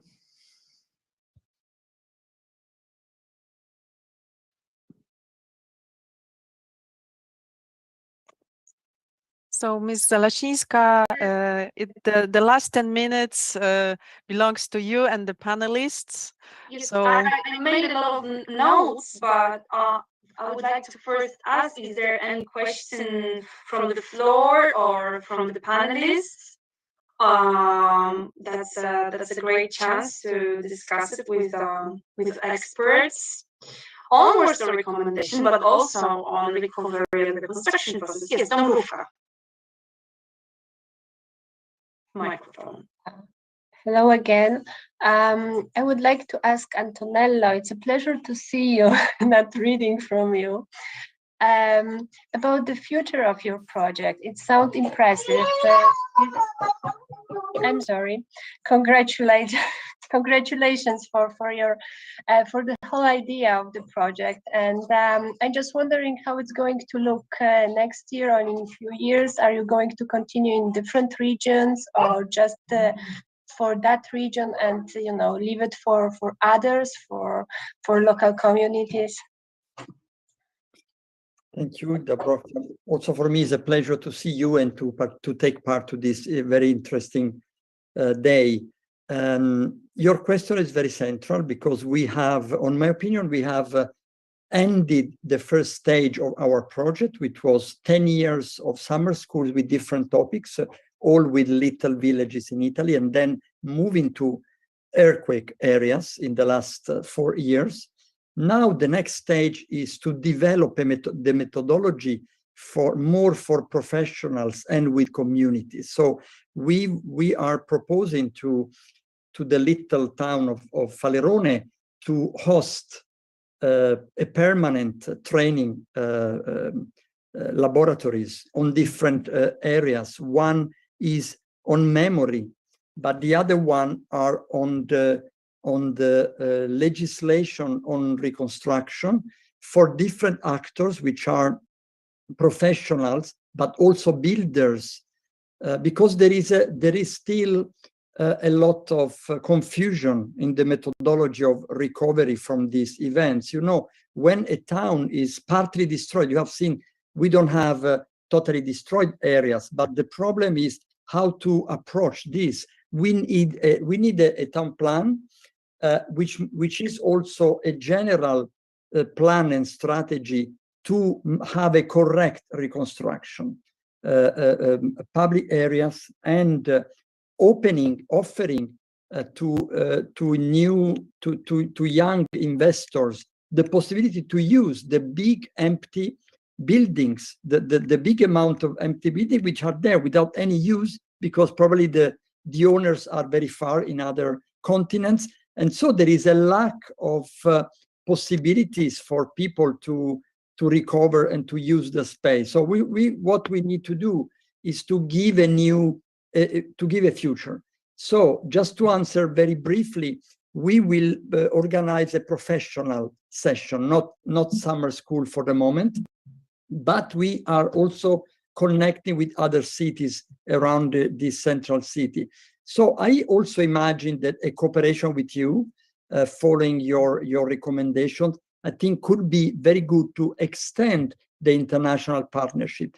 Also exchanging possibilities, exchanging expertise on different topics. I think a war and earthquake, floods, etc., they suffer from the same question. I mean, the result is the same, but of course, for the war, this can be an ongoing for months, as is unfortunately in Ukraine. Here, earthquake is an event which is probably a few months, and then you have to start to reconstruct. But I think the strategy is the same, and so international cooperation is really very, very important. Thank you very much. Thank you for sharing that experience. And it's important that recovery and reconstruction is a marathon, it's not a sprint, and it needs time and it needs dedication. Then we live in such a world that we like fast results, but they don't exist. You have to work on something and being patient. And patience is something that we have to learn during recovery and reconstruction process. As we are out of time, I don't see any question in the chat or hand raised. So let me please conclude on behalf of the organizers a little bit. I mean, there were so many different things that we heard today, but I would like to just say that today's speeches as I see it, has shown that the Warsaw Recommendation is a set of universal principles that work in different circumstances. The time and the experiences faced by different countries in recent years have verified the relevance of this document. The best experience of international experts brought together in one document in 2018 are valid and actually support the reconstruction process and recovery process in action. The Warsaw Recommendation, I will also say, has not become another dead document. It's gaining relevance over time. So this is a great success of all the partners involved in the creation of promotion of this document, in UNESCO, ICOMOS, ICROM, and other partners that Dąbrówka mentioned in her speech. And once again, I would like to, in this context, thank UNESCO for supporting the development of international cooperation related to Warsaw Recommendation. Thanks to the platform of cooperation created, the experts can share their knowledge and experience through case studies as today, supporting other countries in the reconstruction process. We have to remember what was perfectly shown today, that the recovery and reconstruction is just not about conservation process in which architects and conservators are involved, but it's also, or mainly, the social process in which the preservation of intangible culture heritage is very important. And the principles defined in Warsaw Recommendation we're realizing them well in greater extent that we have seen so far through the protection of intangible culture heritage. So this document is thus tangible proof, I would say, of the synergy between the UNESCO conventions 1954, 72, and 2003 convention. And another remark, listening to the speakers today, is that the Warsaw Recommendation, which established a roadmap for the reconstruction process and catalog of basic principles, would be a center of the activities in Ukraine today. The documented cultural heritage, its identification, assessment, and documentation of losses is the first step for further actions. So, as you might also know, Warsaw Recommendation is translated into many languages, including Ukrainian.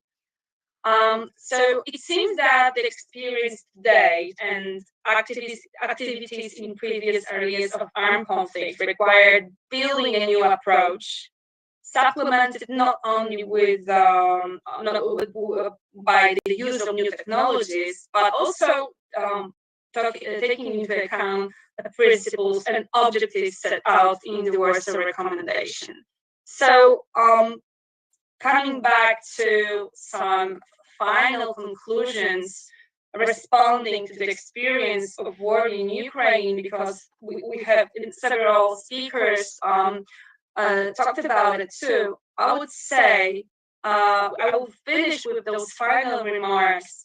We need to collectively address the destruction of cultural heritage and diversity loss. We need a new architecture to secure culture from deliberate destruction, and we also need to place culture in the center of sustainable debates. And these are the main challenges for coming time. And learning from the experience and the case studies that the experts shared with us today. So I see that Lazar is still with us, but I don't know if you want to add something to this. No, thank you. Dear colleagues, dear experts from different countries, thank you for being with us today. I would like to thank very much UNESCO, of course, for supporting this meeting, but also experts that shared with us their experience and stayed with us till the end of our meeting. Hope to see you soon on another time, another place, maybe in person.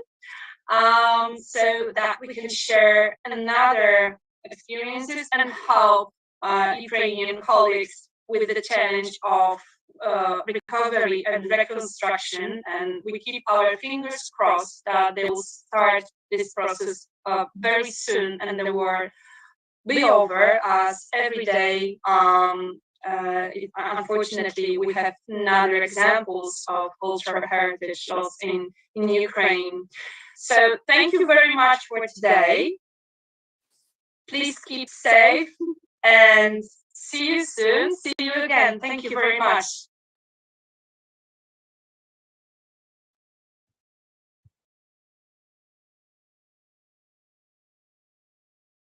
Thank you for those final words. I would like to thank all attendees and panelists for this time that we spent together. I will close our online conference right now. Thank you. Record.